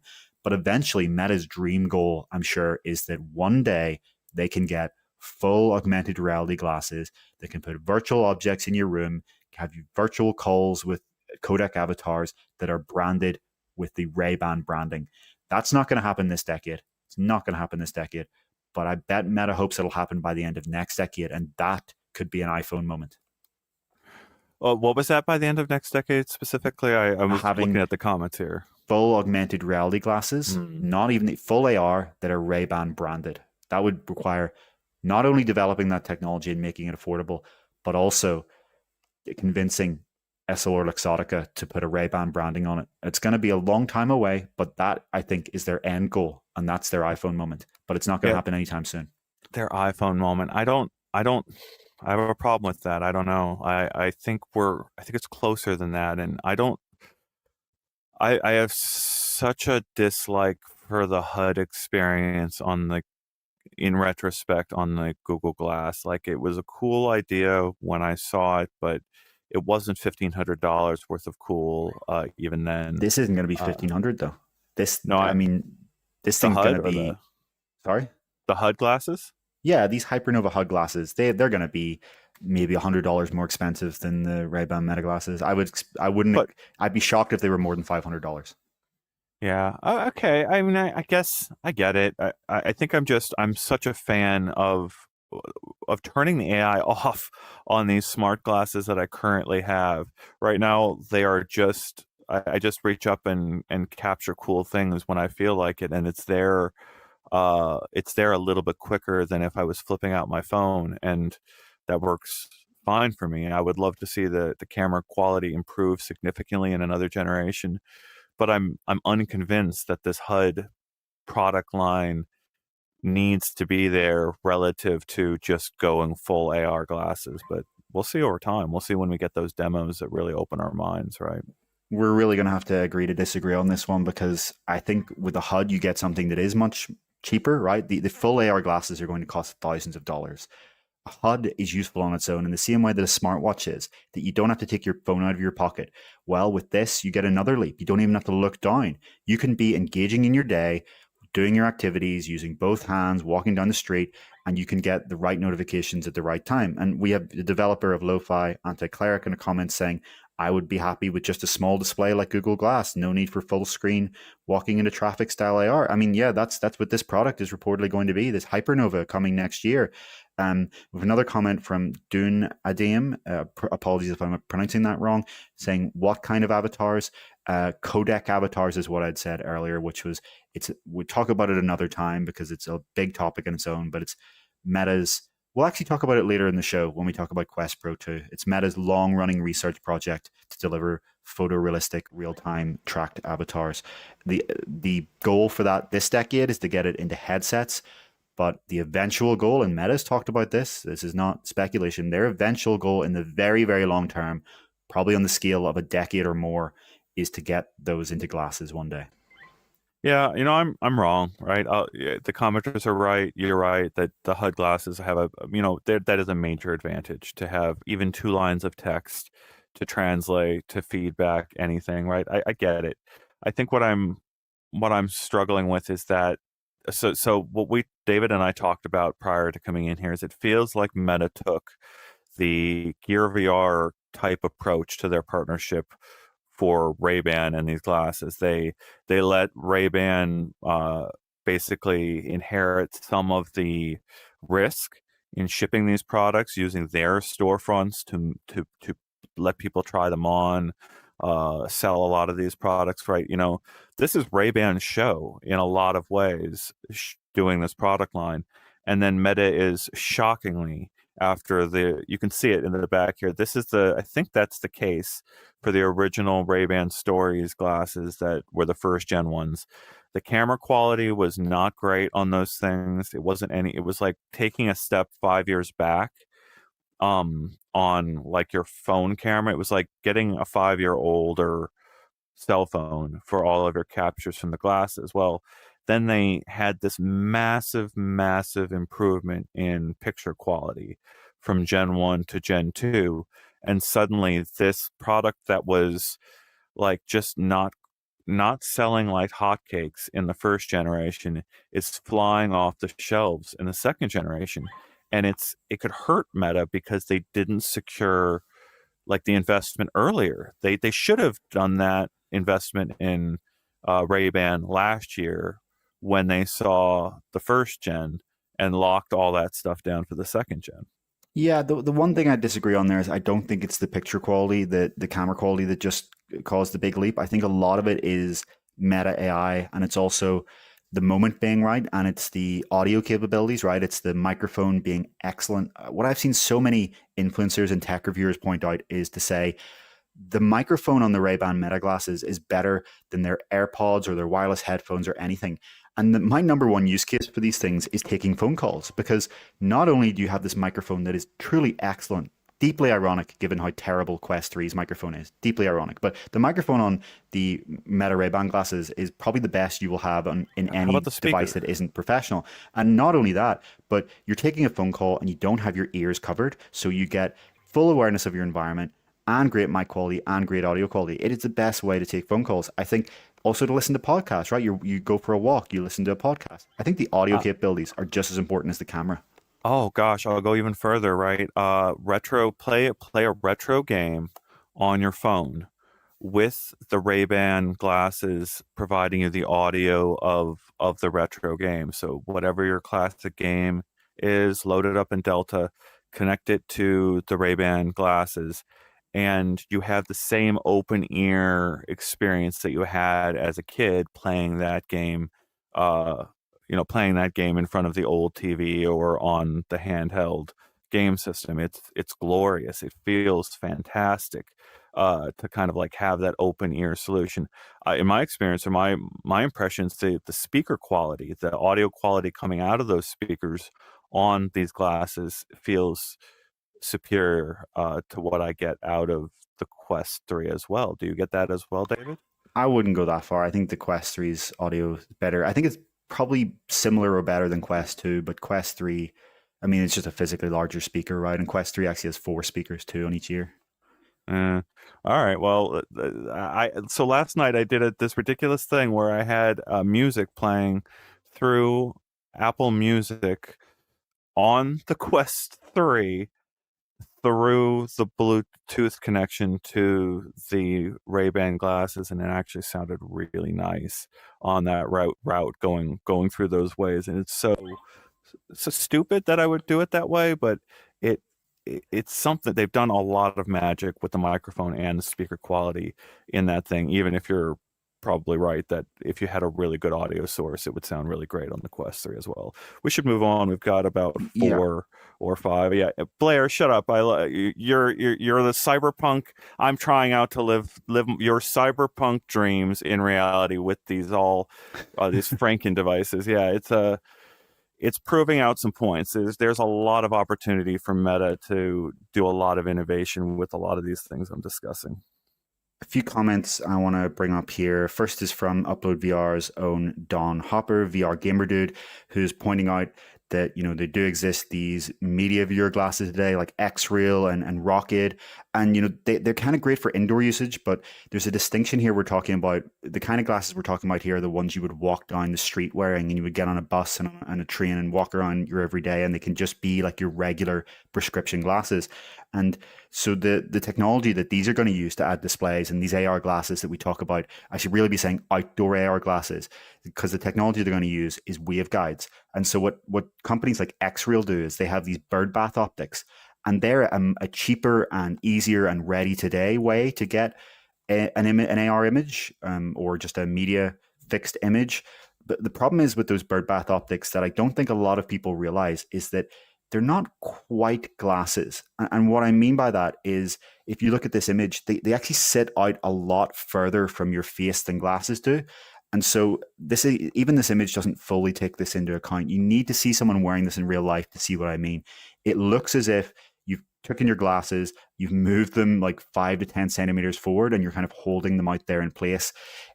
They look like glasses from the front somehow, but from as soon as you turn to the side or see them from an angle, it's quite clear that what you see here isn't truly glasses. And I think that's the distinction and why birdbath optics like X-Reals are not going to be the solution for these outdoor all-day wearable glasses. Blair Anti-Cleric bringing up that they don't like transitions. I like transitions personally, transition lenses that change based on the light they're having. So when you're outdoors in the sun, they go dark. When you're indoors, they go light. Another solution is electrochromatic lenses, where applying a different voltage to the lens changes that. That's something that X-Real has in their higher end glasses. That's a great thing that they do. A lot of comments here talking about how much they like the idea of a HUD. And yeah, I think we can move on here if there's because we do, as you say, have a lot of further topics to discuss. Yeah, I think we're going to get really talky with the last few sections, and we'll circle back. But I do really love the discussion. There's a lot of really interesting points, and like too many to keep up with, to be honest. Because there's so much going on here to discuss. I saw the one suggesting that the swipe mechanism that's on the Ray-Ban Meta glasses is similar to the old Gear VR mechanism that had some control pads built into the headset itself. To see that come back full circle, and then Google's opportunity ahead of it with bringing services like Google Translate, Google Earth, things like that straight to Android XR is going to be a big thing.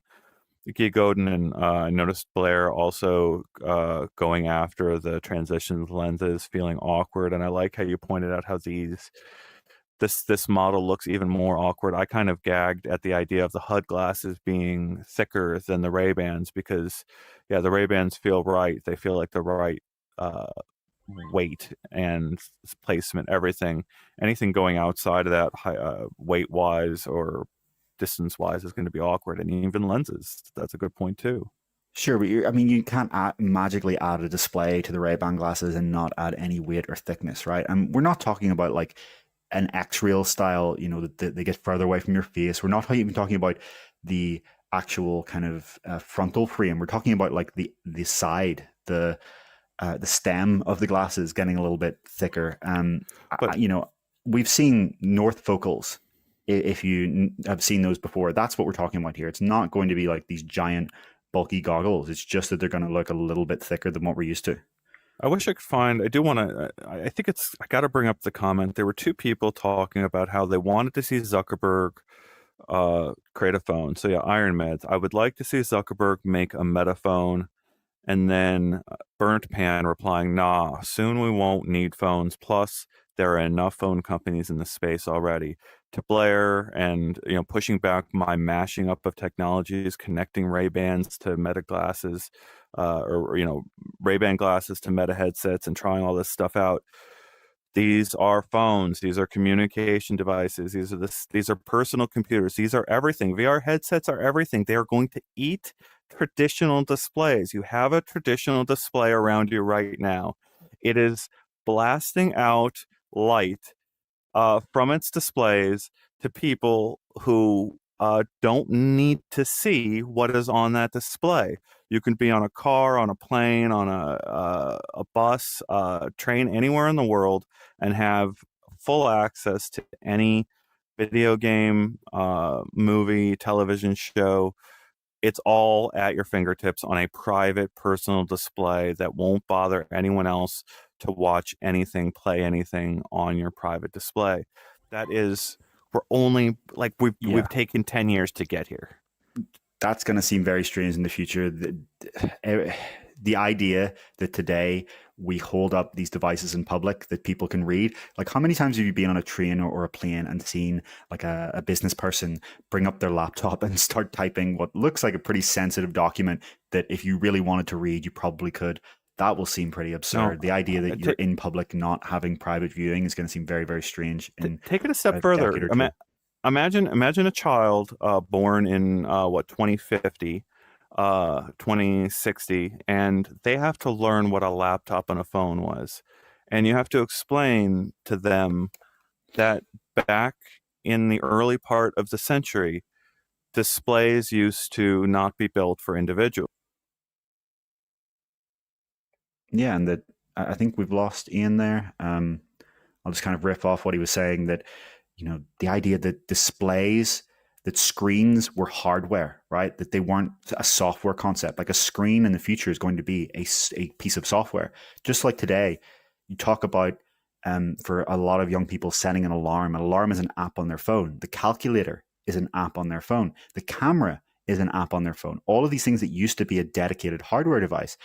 What did Apple call the music app when they launched the iPhone? They called it the iPod. They were turning the entire iPod experience into software, just one little app. A GPS navigator, right? You used to buy these physical pieces of hardware and attach them in your car, and that would be like a dedicated device that was just for navigating around. That became an app on your phone. The smartphone turned so many pieces of hardware into pieces of software. Even like a scanner, right? These days you can get really, really good document scanner apps that you don't need a dedicated scanner. You just point your phone and put in a circle, and 5 seconds later you have the PDF of whatever you're looking at. It's one of the things that I said in my review that Apple Vision Pro does so well, and what it really focuses on, it turns screens into software. And that is going to be, at that point, you do eventually get to a point where if you have the portable compute, you have enough battery, what's the point in the phone? It's a haptic device, sure. Yeah, you get a nice touchscreen. At what point do you need to still have the physical display? At what point do you have occlusion on your hands that is so good that what you bring up is just a touch screen that you can use contextually, where what you're seeing is actually completely being projected into your eye? These are going to be very, very interesting questions. But um, I read through the comments here as we wait for Ian to join us again, as I'm sure he is. A little scampy riffing off what I was saying there. I think you probably posted it beforehand, though, that phones are still great for keyboards and inputs. Yeah, that's what the neural wristband that Meta is working on has a really interesting potential to solve for. We haven't really seen a revolutionary input device in a very, very long time. The touchscreen, the multi-touch screen, was a massive breakthrough when it started to come into consumer products around 15 to 20 years ago. Apple Vision Pro's input system is a breakthrough for sort of low bandwidth input. but you wouldn't want to use that for something like typing. What we may see from these companies over the next 5 to 10 years is new input devices that are high bandwidth, such as for typing. Welcome back, Ian. Are you ready to move on to our next topic? Yes, I've gone from 1% battery to 2% battery, so I'm ready to go here. What do we got next, You David? always Remind me talk where we about are. how much you love that Anker charger portable battery, and why don't you plug it in? I did. All right. So my defense. All right. Every week it's a different thing, right? We did a show on Tuesday with Don Hopper, and we're both complaining about the heat. Well, today I've moved my mobile office from the heat room, which is over there, right across this barrier here. I've got a little doorway here, and if I go into that room, it's like 15 to 20 degrees hotter than it is right here. And here's my Anker battery, David. I had it here. It was just not plugged in. So it got unplugged in the middle of our show. And I got too engaged talking about how people in 2060 aren't going to even know what a phone or a laptop is when I should have plugged it in. So I apologize. I am using the Anker battery. Thank you for calling me out on it. I wouldn't expect anything less. That actually brings us beautifully on to our next topic, which is batteries. So, one of these fundamental components in these glasses and headsets, one of the biggest bottlenecks to all of these amazing things you want to do is the battery, right? The fact that on the original Quest Pro, for example, if you were to run pass through mixed reality, eye tracking, and face tracking all at the same time, you would have a battery life of only around 1 hour. When Quest Pro came out, there was this 1 to 2 hour figure that was being thrown around as its battery life. And you had this outrage of people saying, how on earth does this thing have less better battery life than Quest 2? The reality was that it was only when you were using all those new features at the same time that you got down to 1 hour. And in fact, the craziest thing about that, which is a massive failure of meta marketing, was that when you weren't using those things, when you were just playing a good old fashioned VR game, it actually had more battery life than Quest 2, which was very, very interesting. So this company, Enovix, says that they have signed an agreement with a clear leader in the mixed reality market to provide a battery for an upcoming headset that they say will provide greater energy density because it uses a 100% silicon anode 100% silicon anode instead of graphite. So this is something that we've seen reported that many tech companies have been working on. Apple has reportedly been working on this since 2018 with the intention to release it in 2025 into their products. We always hear in the news about these breakthrough batteries that are going to change everything. And you get a bit tired of it over time, right? Because none of it ever really emerges. Well, this silicon anode approach to batteries is going to be one of those first big breakthroughs that is actually starting to be productized. It's not this, oh, it's coming in 3 to 5 years. It's not, oh, it's maybe one day. This is something that multiple companies are intending to bring to market next year. Enovix being one of them. The fact, let's talk about who this is, right? Because they've said the company that they're supplying this to is from California and that they are a clear leader in the mixed reality market. Now, I think that can only be Meta or Apple, right? And to me, as I argued in our article about this, the fact that Apple is already developing their own internally means that they wouldn't need Enovix's. The other thing is that one of Metavix's vice presidents, their SVP of product, is from Meta. They came from Meta where they worked on XR partnerships. So I wonder if this battery is going to be used in a headset that we're going to talk about later in the show, Quest Pro 2, or maybe even Quest 4, because with a higher energy density, there are two things you can do, or you can have a balance. You can either make a lighter headset with the same battery life, you can have a headset with a longer battery life, or a balance of the two. So this should be a meaningful improvement for XR headsets going forward.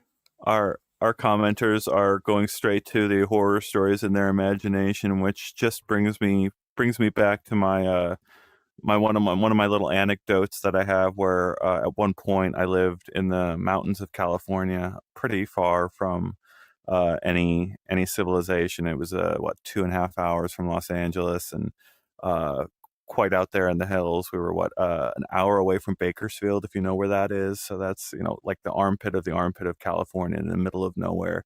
And Samsung had shipped me their latest Gear VR, as well as their latest phone for the Gear VR to test out and try everything. Well, that was the bad device that had basically batteries exploding and catching fire, and they had to send out a representative to my house in the middle of nowhere at 5 in the morning. Like they showed up at my front door at something like 5 or 6 in the morning, like that the sun hadn't even risen over the mountains in my little hometown, for them to personally cart this device, this fire hazard, away from my face and away from my house.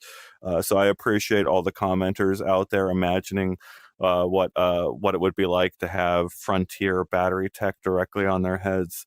I do know what that feeling is like myself. Yeah, there's certainly a lot of skepticism here. I mean, what I would point out is that it's not that this is a brand new idea. Um, these silicon anode batteries have existed for years. They just haven't been ready for commercialization because of some of the problems people are bringing up, right? I think Guy Godin, the developer of Virtual Desktop, has brought up that they tend to swell or degrade quite fast. The reason that companies are commercializing them next year is that they claim, multiple companies, not just Enovix, that they have now found solutions to these problems. And there was a time when lithium-ion batteries had a bunch of problems that prevented them from being used in products. And now you could argue that the lithium-ion battery was the driver of the portable electronic device revolution, right? All of these devices we're talking about, be it drones or smartphones, even electric cars, you could argue that all of that was driven by this one push forward in batteries. And fundamental battery tech does improve eventually. It happens on the scale of decades. Another pattern that we're talking about, things that happen on the scale of decades, but it does happen. And I really appreciate all the cynicism about this, because there are so many grifter companies when it comes to batteries. There are so many claims and sensationalist news and influencer sites of, oh, the battery that will make your iPhone last for 3 weeks is coming next year. This is supposed to be something that is very real for multiple companies. Again, Apple is intending to bring it to market next year. I mean, I think reading between the lines, this is Meta, right? The company they're talking about here is quite clearly Meta.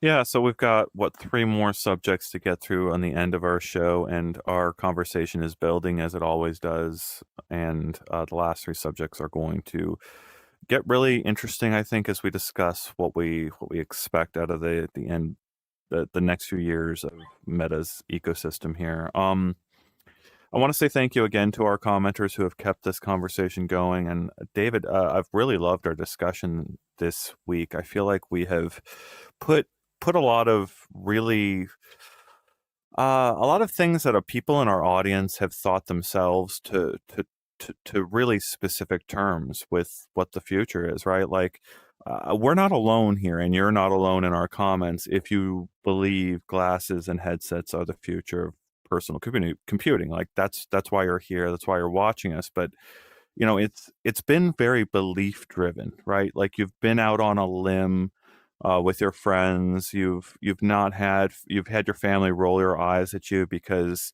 they can't understand why you're so big on this technology. And it's what we're discussing now, this week. We've been able to really break down all the possibilities and why we're at the cusp of something magical that we haven't been able to do before. So thank you for being on that journey. I think I'm speaking to the hearts of some people out there in our audience as we get into these last 3 subjects, which I think are going to be the first time of many times that we're going to start to paint a picture of what the next few years are going to hold.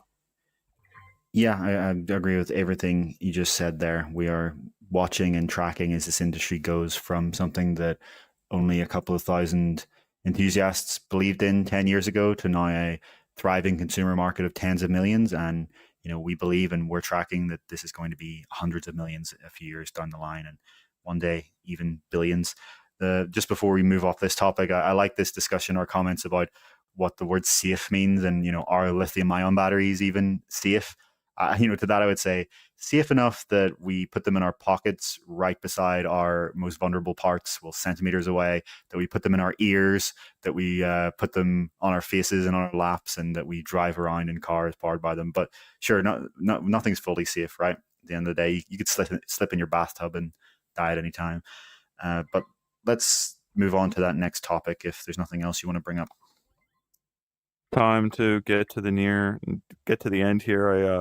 You got through to Blair there on his on your last logic there, and yeah, I think everyone is taking a deep breath here to really remember that this has been a decade-long journey for a lot of you out there. It's been a decade-long journey for us, and we thank you for being on it with us as we've had ups and downs. We've had a lot of downs. Blair just put out that Kickstarter post today, giving a very real look at what it's like to develop lo-fi for PC over all these years. Go take a look at that post from Blair if you want to go see a really vivid view of how hard it is to make it as a developer in this space. And that's just one person in our audience who's been in this journey with us. So thank you, Blair, for tuning in with us. We understand how hard it is, and those hype cycles when we thought it was going to be big with Gear VR, we thought it was going to be big with Go, right? I'm granted I was wrong on those times, right? Like they were flash in the pan incidents, but you can't argue with some of the repeating numbers that we're seeing out of VR these days. Recurring revenue, bigger numbers year after year for these devs that have embraced just the right products at just the right times. Yeah, I mean, I think the difference is in that content market, right? It's what Meta always points out, and you can criticize the way that they present statistics, but one thing you can't argue with is the fact that they point out the way you can tell that the VR market is a real, thriving, existing market is the fact that there are dozens of studios building sequels, right? So they've made enough on their first game that they're now building sequels, or they're building even bigger games. We're starting to see some developers now are working on right now, some of them announced, some of them not, bigger product projects that are funded by their first projects, that some people may have criticized their first projects as, oh, it's just a simple kind of repetitive game loop. And, a lot of people find that fun, but then they take that funding and they start to build up huger and huger titles that I'm sure a lot of them are going to be very excited to announce throughout the year and release throughout the year and next year.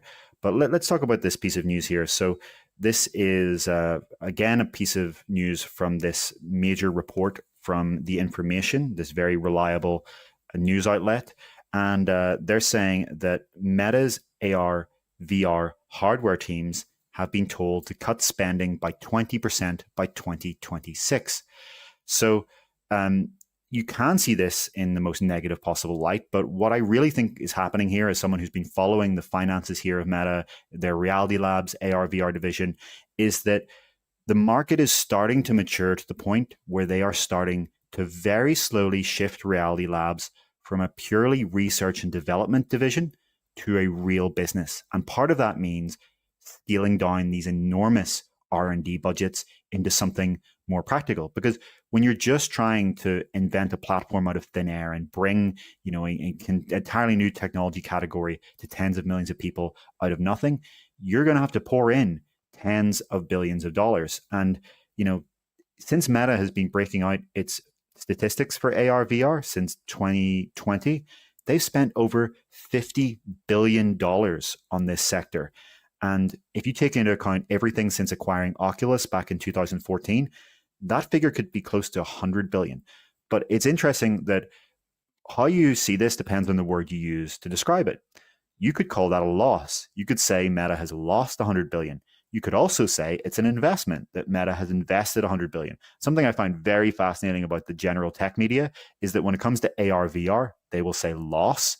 When it comes to generative AI, they will say invested. So Microsoft invested X billion. Google invested X billion. OpenAI invested X billion. Meta lost X billion. And that's a very interesting framing there, because it completely depends on how you see this. And as we've been saying on this show, what Meta is doing, just like I'm sure Apple is doing with their R&D budget, is they are trying to set up the next wave of computing for decades in the future. This is a play that Mark Zuckerberg has been clear to investors on earnings calls that is for the 2030s and beyond. And I think now that we're starting to get to the second half of the decade, it's going to be 2025 next year and then 2026, Meta has to slowly move this thing into a profitable business. And one thing to remember, as Ian pointed out earlier, is that even today, 50% of the spending of Reality Labs, Meta's AR to VR division, 50% is going to the research and development of AR glasses, a product line that hasn't even launched yet. So the mainstream narrative that this is all being poured into a money pit to support Quest is nonsense. The even crazier mainstream narrative that this is all being spent on Horizon, because people see the word metaverse and think that means Horizon, when really Meta uses that in a financial sense to mean everything AR, VR, is also utter nonsense. The truth is that Meta is investing tens of billions a year, but most of it is going to future product lines. And as they start to bring those product lines into existence, and as some of the things that they've been researching start to trickle into headsets, then this spending can come down and they can start to make revenue off it. We've seen that already with Quest 3, right? The pancake lenses in Quest 3 come out of Meta's multi-billion-dollar of investment into optical physics, optical science, to figure out how do you make these lenses that are clear and sharp over a wide field of view and undistorted, blah, blah, blah. If you've used Quest 3, you know what I mean. The computer vision systems that power hand tracking, controller tracking, inside-out body tracking, that do the reprojection for the pass-through, those improvements we've been talking about recently, all of that comes out of this massive R&D budget that they've been putting in to Quest 3. Some of the fundamental rendering stuff that we've seen also comes out of that. And as we see, as we'll talk about later, Quest 4 and Quest Pro 2, you're going to see more and more of that R&D, all of this stuff, flood into the product line. And at that point, they can start to scale this down into something a bit more reasonable. Yeah, keep in mind, right, when you look at the little green bars here, this is one product line, by and large, uh, generating this revenue for most of this time, right? This is a Quest 2 through most uh through most of these bars is one headset, and it's kind of silly to think in retrospect that this is just where the bar starts. This is, if you go forward, I've seen enough of these presentations from Mark Zuckerberg to know that if he's right, these bar charts will get dwarfed over time, right? Like this red bar chart, in if he's right, if all of his strategies are right, as you start adding on hundreds of millions of people who are buying the headsets that are going to, once they've got three product lines or four product lines. Quest Pro was a miserable failure, wouldn't have contributed much to this except in the cost region. You have Quest 2, and then you have Quest 3 at the end of this, which is that big chunk. But that big green chunk that David just pointed to at the end is held back by lots of people in our audience and lots of people with knowledge that Quest 2 is the right price, that Meta is a loss leading company. They plan out these things in advance over years. And when that Quest 3 launched, there was not a wave of content to go and get for the Quest 3. There weren't a whole lot of main, like, big reasons to go out and get that headset. And I think a lot of people got the message. A lot of watchers who had been on the fence got the message that, hey, I'm just going to pause and take a breath here. All this to say is that bar, as we go, that green, the second one in Q4, when we get to early next year and the numbers start rolling in for that Q4 revenue, the one that includes Thanksgiving to Christmas Day, all of those sales of Quest 3, Quest 3S, maybe even some Quest 2s that are getting shelled out to clear out the last of the inventory. You add all of those things up with new accessories and all the new content, that green bar this year is probably going to dwarf the green bar from last year, which was the biggest quarter ever on this chart. And then it starts stacking from there every year afterwards, getting bigger and bigger. And we move this chart over here, and you get 5 years from now, and it's going to seem silly that this number was under $1 billion. It's going to seem silly that we only had one quarter where it got over $1 billion in revenue for VR. Imagine $10 billion in revenue for VR, right? Like it's not, it's within grasp. It's like it's starting to come into the distance here. Yeah, a lot of the pattern you see in these emerging new technology spaces are these S curves, and this is really only like the start of the S here, right? When you get to Quest 2 being this viable product that starts to have real games that people want. Um, we have, I'm sure, skeptics, like in our comments, we have Blair Anticleric predicting that the green bar will be down. So you're predicting that Quest 3S will somehow be less successful than Quest 3. That's an interesting prediction. Interesting is the word I'll use for that one. But the term that's used for these patterns is the phrase that's used is gradually then suddenly, or gradually then all at once. And that's the trend that we see many times through these technology things, where the reason that some investors are able to get so ridiculously rich on this is that they're able to see patterns on the scales of decades.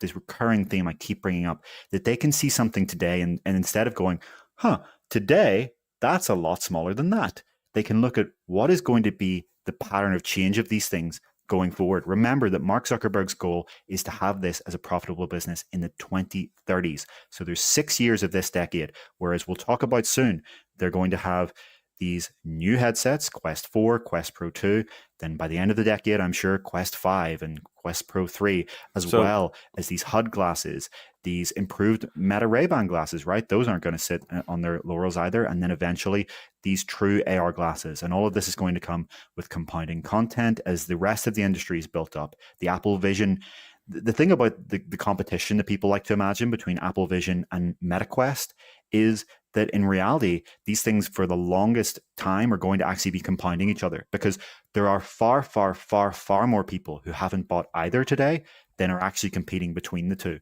And so you're going to get a rising tide effect here for a very long time to come. You only really get this fierce competition that starts to kill people out once these markets start to saturate, and we are a very long way away from this kind of market saturating.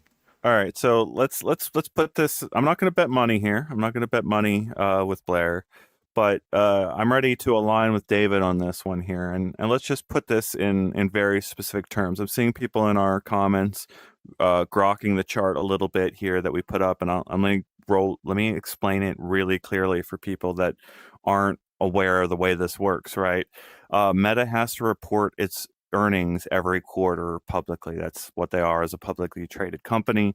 And they come out and give this report every 3 months that says this is what we did over the last period. Well, you see, going back to since they started reporting it this way in Q4, which includes Christmas, you see leading numbers. You see the biggest numbers in Q4 because, yes, that includes Christmas. It includes everyone going out and buying a Black Friday deal, taking that headset and putting it under the Christmas tree, and everyone opening it up on Christmas Day and going and buying 5 apps and playing VR on Christmas morning.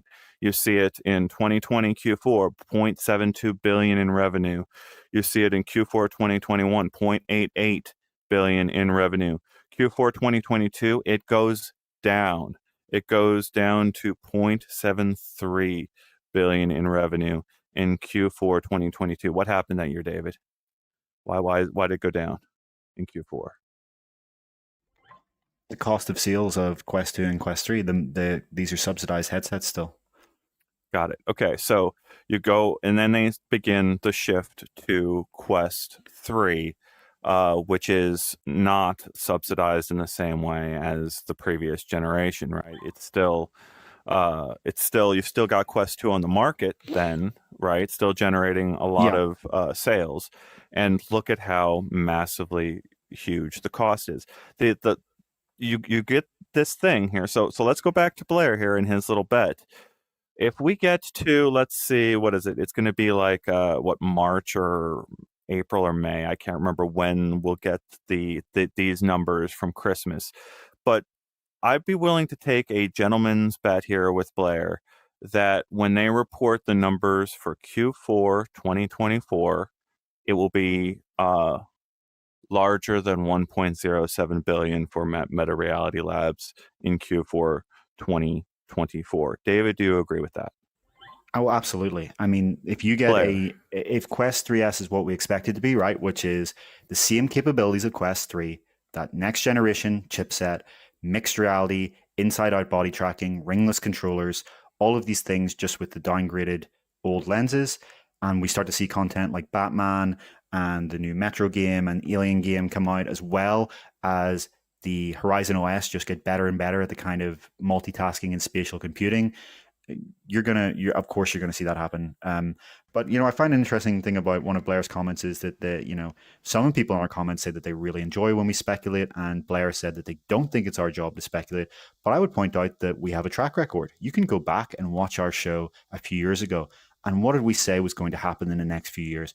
We said you're going to get headsets that use pancake lenses to get thinner and lighter, and they're going to have color pass through reprojected cameras that let you do mixed reality long before AR glasses. We also said the idea on this show, when I say we, I'm talking about on this show, we said the idea that AR glasses are going to come out of thin air and be better than these mixed reality headsets is nonsense. They're going to take longer than anyone is expecting. And I think when it comes to our hardware predictions and what we talked about, I think you'll find we were pretty much spot on.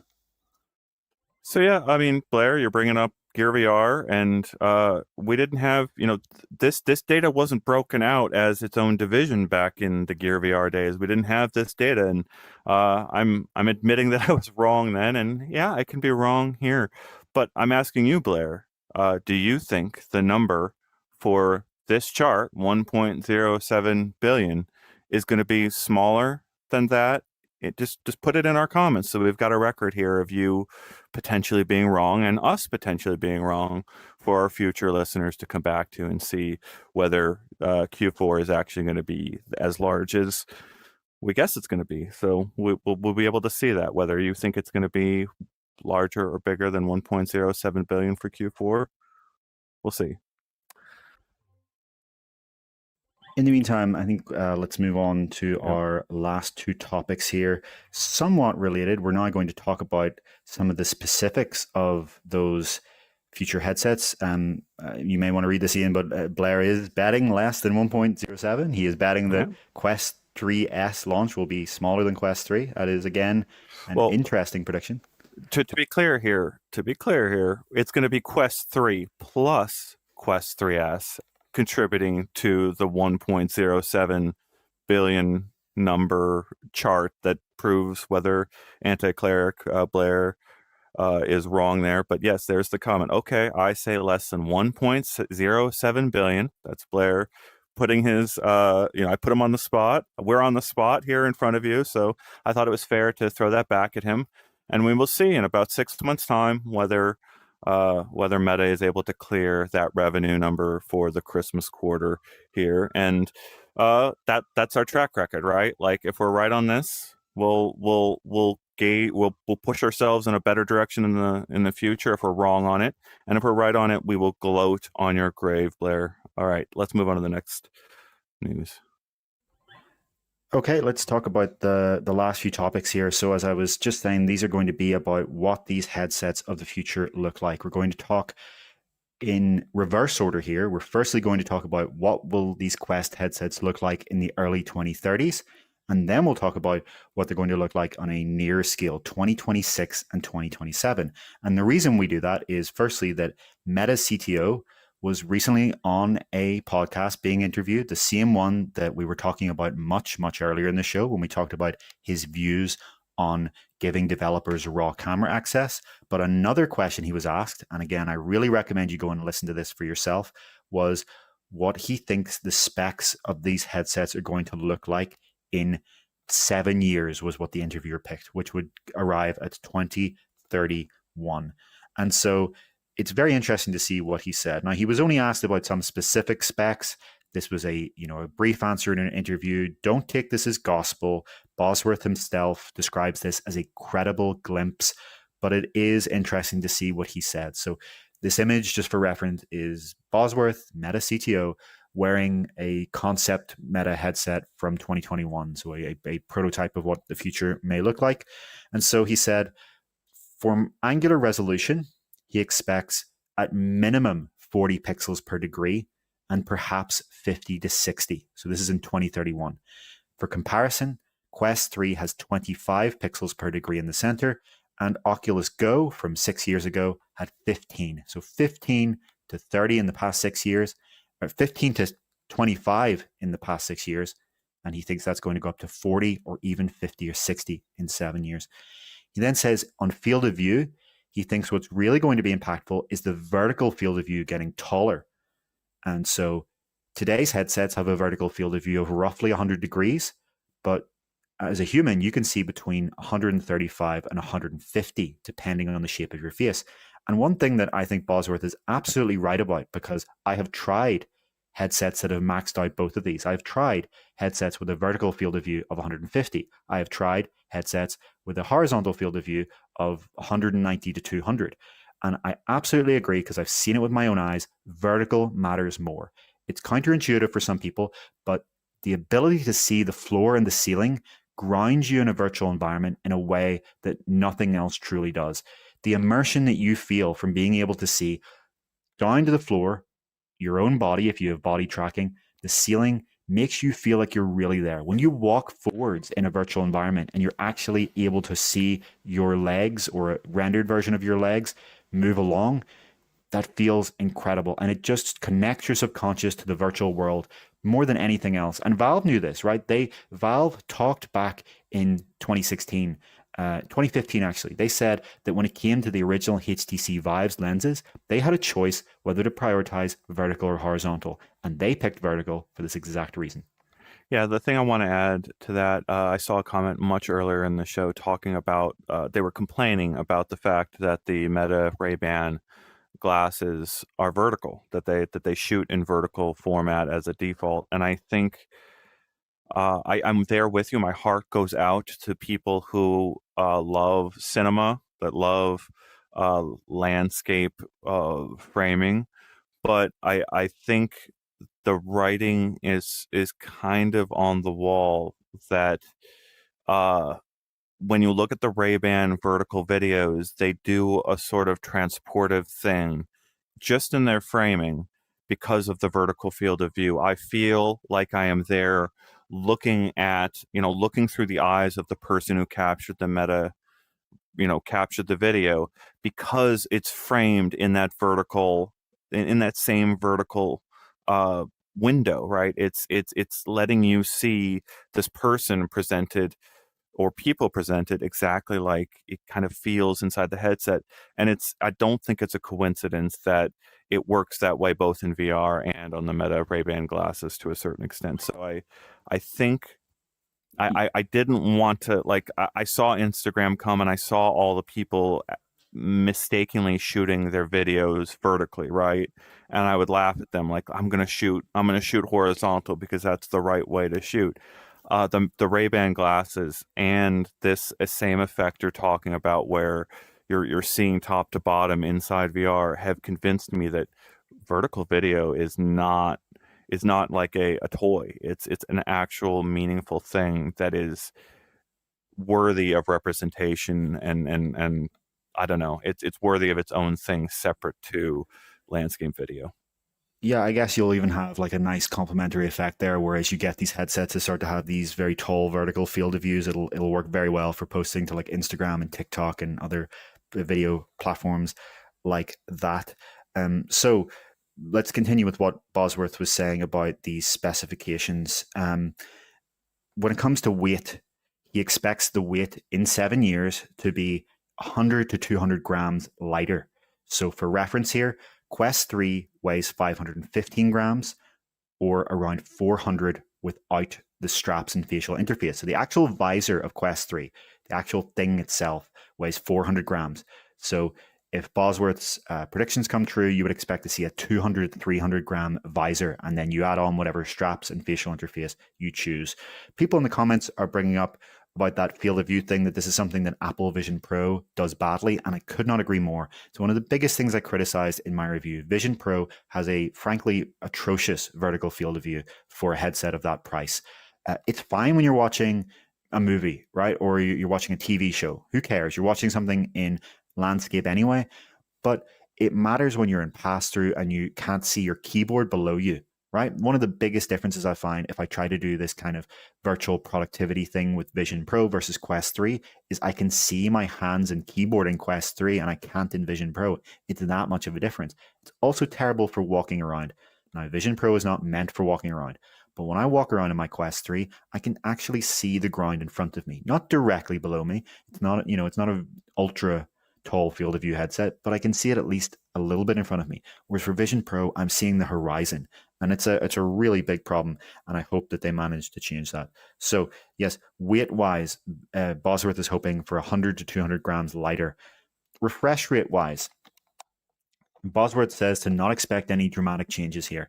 Quest 3 already maxes out at 120 hertz, and he feels that going beyond that isn't worth the trade off compared to other specs, right? He feels that the computing power there is much better spent on resolution, on field of view, on graphical fidelity. He says that while there may be panels that can go higher, Quest 2 had this as an experimental option for the longest time. It was only experimental, 120. Maybe the Quest 4 or 5 or 6, you can go to like 180 as an experimental option, but that's not going to be Meta's focus. They feel that 120 hertz is good enough. And I think a lot of people are going to agree there, right? There was a study that came out that we talked about on this show a few months ago that 120 hertz is the threshold to reduce sickness. So they tried a bunch of different refresh rates, including 180, and they find that after that after 120, that's where you got these massive diminishing returns where like there was barely any difference in sickness. Then when it comes to the form factor, Bosworth is very clear, and this is an interesting one, that he is all in on integrated battery and compute. There's been a lot of speculation that Meta is going to follow Apple with the tethered battery. Meta is saying no. We have the CTO here, Zuckerberg's right-hand man, saying, nope, it's going to be on the headset. Now, that doesn't mean it's in the front of the headset.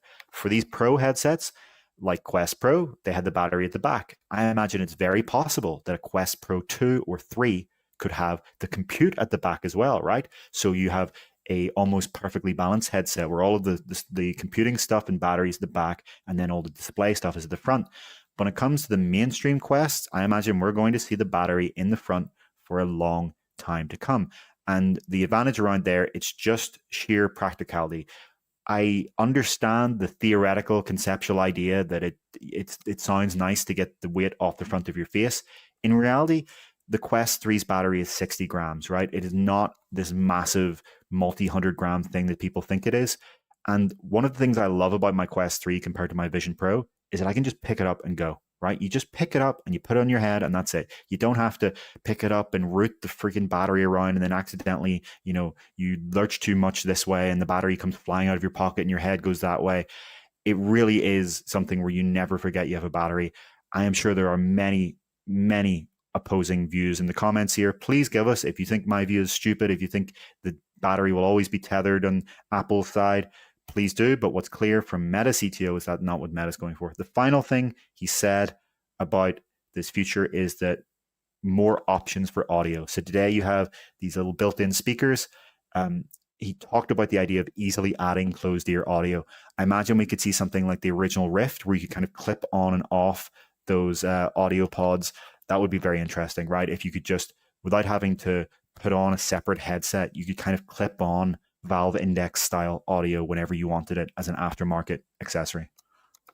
Unspaghettable just tuning in to us. Thank you for tuning in. And let's see here. A couple interesting comments I wanted to bring up. Mr. Mycelium, I take everything Boz says with a grain of salt. He's less of an engineer than he is a business hype man. His main job above all else is making the business of Meta look good. I wonder if this is the make or break moment for Andrew Bosworth, to be perfectly honest, right? It feels like Meta is moving at a million miles an hour to try to get its platform ready for all this competition that's coming. And it's not that Meta didn't know it was coming. Like Meta knew this was eventually the thing. But if Andrew Bosworth gave the wrong advice to Zuckerberg at any corner here, it would be disastrous. Like the wrong, like it would be 10 years of investment, $100 billion that isn't spent in the right places at the right times, and partially would have come from this person's advice, right? So we've got to see how all of this plays out in the next little bit to see if if those are the right decisions. Yeah, my impression I get from Bosworth is he is the classic meta follow the data guy, and that's both a good thing and a bad thing, right? That means that they're going to, instead of going off hypotheticals that could be wrong, they're going to look at what do people use these headsets for today. How long do they use it for? What's the difference between Quest 2 and Quest 3? What's the difference between Quest 3 and Quest S? What's the difference between this app and this app that does this thing? What happens when someone uses this feature? What happens? They have all of this data and they put it together and they tell a story and then they extrapolate out from if they were to change the fundamentals, the hardware, the software, what direction would that data go in? Now, the only problem with that is that you can never go from 0 to 1. You can extrapolate from 1 to 2 and from 2 to 3 and from 4 to 5, but the data can never take you from 0 to 1. Only vision can do that. That's the big contrast in, for example, Steve Jobs' Apple, right? It's the complete opposite. You've got Meta's data-driven analysis, decision-making on one side, and then you've got the Jobsian philosophy of just pure, I'll tell the customer what they like because I'll think about this from the fundamentals and understand it in this almost sort of new age way of just coming up with things from an experiential perspective. Steve Jobs famously later in his life did, the kind of user test studies that everyone loves. But early in Apple's life, and even all the way up to the first iPod, he was very much so against that from the books I've read. That according to those books, he thought these things were stupid. And he thought, you would just figure it out between yourselves. You would have a vision of what you want the product to be, and you would bring that vision to market, pay attention to the details, polish every little thing, push harder, work hard, and come up with something brilliant. And that's seems to be the complete opposite idea of Meta, where it's just release fast, iterate fast, follow the data, pick one strategy 1 year, follow it this way. Didn't work? Okay, well, we saw that thing work. Let's chase after it, and then eventually you come up with something that's a hit. It's a very much it. I don't want to not give credit where it's due. We've got comments here from someone who, Kevin. Am I unusual in quite liking Bosworth, Andrew Bosworth? The next comment from them adding that I like his transparency and willingness to invite questions. Very valid. Andrew Bosworth, the CTO, regularly appears in Q&A sessions on Instagram. But I put up with this back and forth on Twitter a little bit, where I was joking. They just deprecated the work of John Carmack on Netflix, right? They took his work offline, and now you can access the Netflix app in the browser on Quest headsets, which is overall a better experience. It's better quality, and it's not as aged as the old work has been on an old system that never came to fruition. But what matters, to me as a journalist, I have gone up to John Carmack at every one of the physical events that they've held for Oculus over the years, and I've thrown as many good questions I could at John Carmack to his face to face, in person at these Meta events, at these Oculus events. And Carmack, again and again, for hours upon hours upon hours, he made himself available at these events to answer the hard questions. If he doesn't know the answer, he says he doesn't know. He moves on. He says he'll try if someone makes a good point. He would tell them, I'll try to take that up the food chain and mention it. He did hours of app reviews at these events where he's trying out apps and saying, you could change this in your code to improve the quality. That isn't. I appreciate you, Kevin, saying that you appreciate Andrew Bosworth's accessibility, but it is not the same as what I just described. That accessibility is not the same to the developers on the ground and to the journalists that are trying to follow this. It makes a difference to the users when you have access to that kind of person. Yeah, I think that's absolutely right to say. And in the Palmer Luckey era, for example, you would get this frankness in answers that you don't get here. But to play the devil's advocate here, what kind of openness do you get from Apple's CTO? What kind of openness do you get from Google's? What answers are you getting every month in an Instagram AMA session from the head of Android XR? What about Valve? When's the Oh last no. time you got a straight answer about an open question from Valve? That's a fantastic. Okay, that's beautiful. He's right. Uh, the thing is, I don't think Apple has a CTO. I could be wrong on that, but I think they delineate all of their tasks Yeah, in well, a the different way. equivalent, right? When do you, you know, Right. they have their Jaws, they have their Craig Yeah. Federini, they have all these people. When's the last time they give a straight answer to a community question on Well, you're absolutely right. So, but like what they're different companies doing different things, and Kevin is getting at some of the feeling that you're getting out of this thing. And David has been really good at this. Meta is in.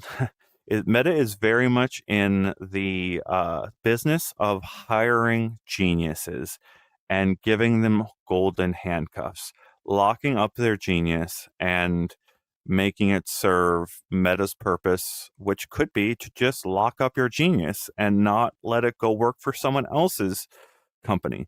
Um, that's that's like David has pointed out that like Meta will repeatedly show off future facing research that will not matter for 5 years plus. And the reason Meta trots it out is to go and get the researchers hyped to come work at Meta. There's a, like, I'm not saying that like all these companies copy each other. We've known that for a very, very long time, that like great artists steal type concept. They all do it. But there's still something fundamentally different in how these companies try to hype you up, how they try to draft off of each other's good ideas, and then like how they hire people and maybe in some cases like give you false hope or false ideas about what is actually going to happen down the line, right? Like uh, Meta had Meta had made every indication to us that Quest Pro was still an active product for them, when clearly, right? Like, is there any indication that Quest Pro is going to do anything meaningful long term? Yeah, I mean, it's right to say that the priority of Bosworth is obviously always going to be to represent the company in the best way. But, you know, I think there is a balance here of that, you know, he is answering questions. There is a frankness at times. Sometimes it's all just corporate PR talk, but sometimes there is a frankness. And I think, as I said before, it's very different from companies where you get none of that at all. Um, do we think we're ready to move on to the last topic? I think Yep. yeah, I think Yep. maybe one last thing I would say here is, you know, I saw some people in the comments saying, "Oh, I like him" or "I don't like him," referring to Bosworth.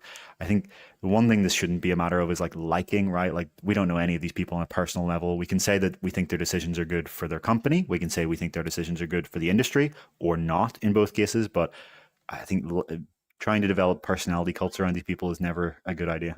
That was what I was dealing with on the Carmack comparison, right? I don't. It's like it, you've spent a lot of years like you've had these situations where were straight out of college students went and worked right next to their idols. They went and sat in a cubicle in an office next to the person who made the game that got them into video gaming to begin with. And we don't, you don't idolize these people. These are real people who make mistakes and are flawed, make wrong decisions. What I think is going to happen, the reason I appreciate David's perspective there, but our audience is anxious to understand whether these decisions are going to be the right ones long term for this company. If you go back a couple of years, Clay Bavor, the VP at Google, Daydream, the person who uh, basically was taking all the journalist meetings for Daydream. He was the effectively the leader of that division, right? Somewhere, in that chain of command between, in Clay's chain of command, someone said, I don't want to risk my neck here anymore. I don't want to be thrown out when this generation of technology, like when the CEO comes back to me and says, why did you lose $20 billion here? Uh, that's not, Bosworth has gone and delivered on Zuckerberg's vision in many, many ways. The question is, did he go and deliver on Zuckerberg's vision the right way? Did he make all the right decisions? I don't I don't make it doesn't make it whether you like him or not to me. It just makes a question of like, was he the right steward for that company of their tens of billions of dollars of investment? And everyone in our audience and us, we're going to find out in the next year or two. Yeah, I was just going to say the only answer will be to see how it goes in the coming years. This is something that the recurring theme I like to continuously point out almost too much, maybe, is just that this is so early. This is a very early industry with primitive technology in its early days still. This is, stop me if I've said this before, going to be a decade-long play, and it's only in the coming decades will we see whether Meta made the right decisions.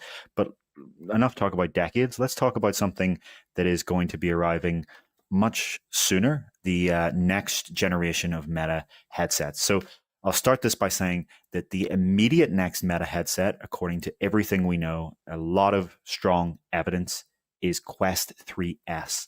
And Quest 3S is set to be a cheaper version of Quest 3 with slightly downgraded lenses and design and resolution. So the next immediate move for Meta, presumably at Connect this year, is going to be Quest 3S, a lower end headset. But what comes after that? So there is a report from the Information's Wayne Ma from today that we've been referencing throughout this show that answers that question according to their sources, which they say are multiple, at least 3 people who worked on these headsets at Meta. And they say that the plan here is that in 2025, there will not be a new Meta headset. So there'll be a year gap where they focus on those HUD glasses that we were talking about earlier, as well as seeding the prototypes of their AR glasses out to developers, just a few prototypes. And then in 2026, Meta plans, according to this report, to release Quest 4 in 2 variants. So what we've seen now is a Quest 3 and then a year later a Quest 3S. It sounds like what Meta is planning to do in 2026 is start with this 2-tier model right out of the gate. So presumably we'll see a Quest 4 and a Quest 4S. Then in 2027, they plan a Quest Pro 2 codenamed Lite. So we don't know anything about Quest 4. We have absolutely no information from any leak or report so far about what the specs of that headset might be. The only thing I think we know, because we've heard Meta say that, is that all of their future headsets will have at least 120 hertz refresh rate. So we can say that. When it comes to La Jolla, which, okay, I'm told it's La Jolla, the features that we think will come based on a Verge report from 2023 is codec avatars, the photorealistic avatars, much higher resolution for text, retaining the rear battery design of Quest Pro, and we have seen some evidence that Meta is experimenting with varifocal. And we have another comment here from Crispy asking, was Quest 4 due 2025 or 2026? 2026. So there will be no Quest headset released in 2025 according to this roadmap. Yeah, so that means we are entering a couple of year period here where Quest 3 is going to be what Meta iterates on. It's going to throw all of its weight up behind the Quest 3 and our expectation of the Quest 3S that we saw reported, or we've got multiple evidence that they're going to go with the 3S naming. The name itself appeared in the Quest store. And then we think forward to Quest 4 and where they arrive. I appreciated David's comment on a previous week that E is an E for everyone is kind of like a better moniker in some ways for a lower end device that it's very, very inexpensive but meant for everyone. I don't know. I'm surprised these are so out into the future. At the same time, I'm not. Meta has to get a lot of ducks in a row with partners in the next year. That is one of the things that they've announced quite strongly, that they're bringing on a bunch of other manufacturers to carry Horizon OS headsets. So the same system that runs Meta's official headsets. They intend to run on a bunch of third-party headsets. Well, the next 2 years on the path to this Quest 4 should be a period where other manufacturers try to eke out a profitable existence out of hardware from whatever Meta allows them to do in this ecosystem, right? So we can see these other headsets try to show up with a Horizon OS headset, and I'm really wondering whether all of those companies that said they're going to deliver a Meta Horizon headset are actually going to follow through, because things can change between when they plan and when they actually ship. Well, I mean, we only have Asus and Lenovo confirmed, so we'll see if they follow through. I don't think it's even going to be necessary for them to follow through, because the reason this is so far out is that they want to do another generational leap, right? This is the exact same distance between Quest 2 and Quest 3, 3 years, that we saw before. And so it looks like these Quest headsets are going to be on a 3 year cycle. And if that's what it takes to deliver a truly generational upgrade, then that's a good thing. The last thing I want to see is these headsets get into the smartphone cycle where you have these meaningless updates every year that end up just making people feel like they haven't, if they jump in now, they're not going to get a headset for a very long time. I think it's a good thing. If what we want to see from Quest 4 is a big jump from Quest 3, and that can't happen next year, it can happen in 2 years, which will be 3 years from when Quest 3 launched. So we've got a picture here of what Meta's doing here, that with Quest 3, we've got 300 to 500. We hear rumors that Pico is going to be resurgent here with another headset to try to compete on price and platform again, after the last Pico headset just didn't have enough of a global presence to make any kind of an impact. We have August coming up with PlayStation VR 2 connecting to PC with an adapter. We have Valve out there evolving the Steam Link app in real time, adding new features to that make it more powerful and usable in different sections. And we know that Valve is hiring for people to develop future hardware specifically for VR. You've got Epic Games doing Unreal. You've got modders using Unreal Engine to produce VR games that were never intended to be VR games initially.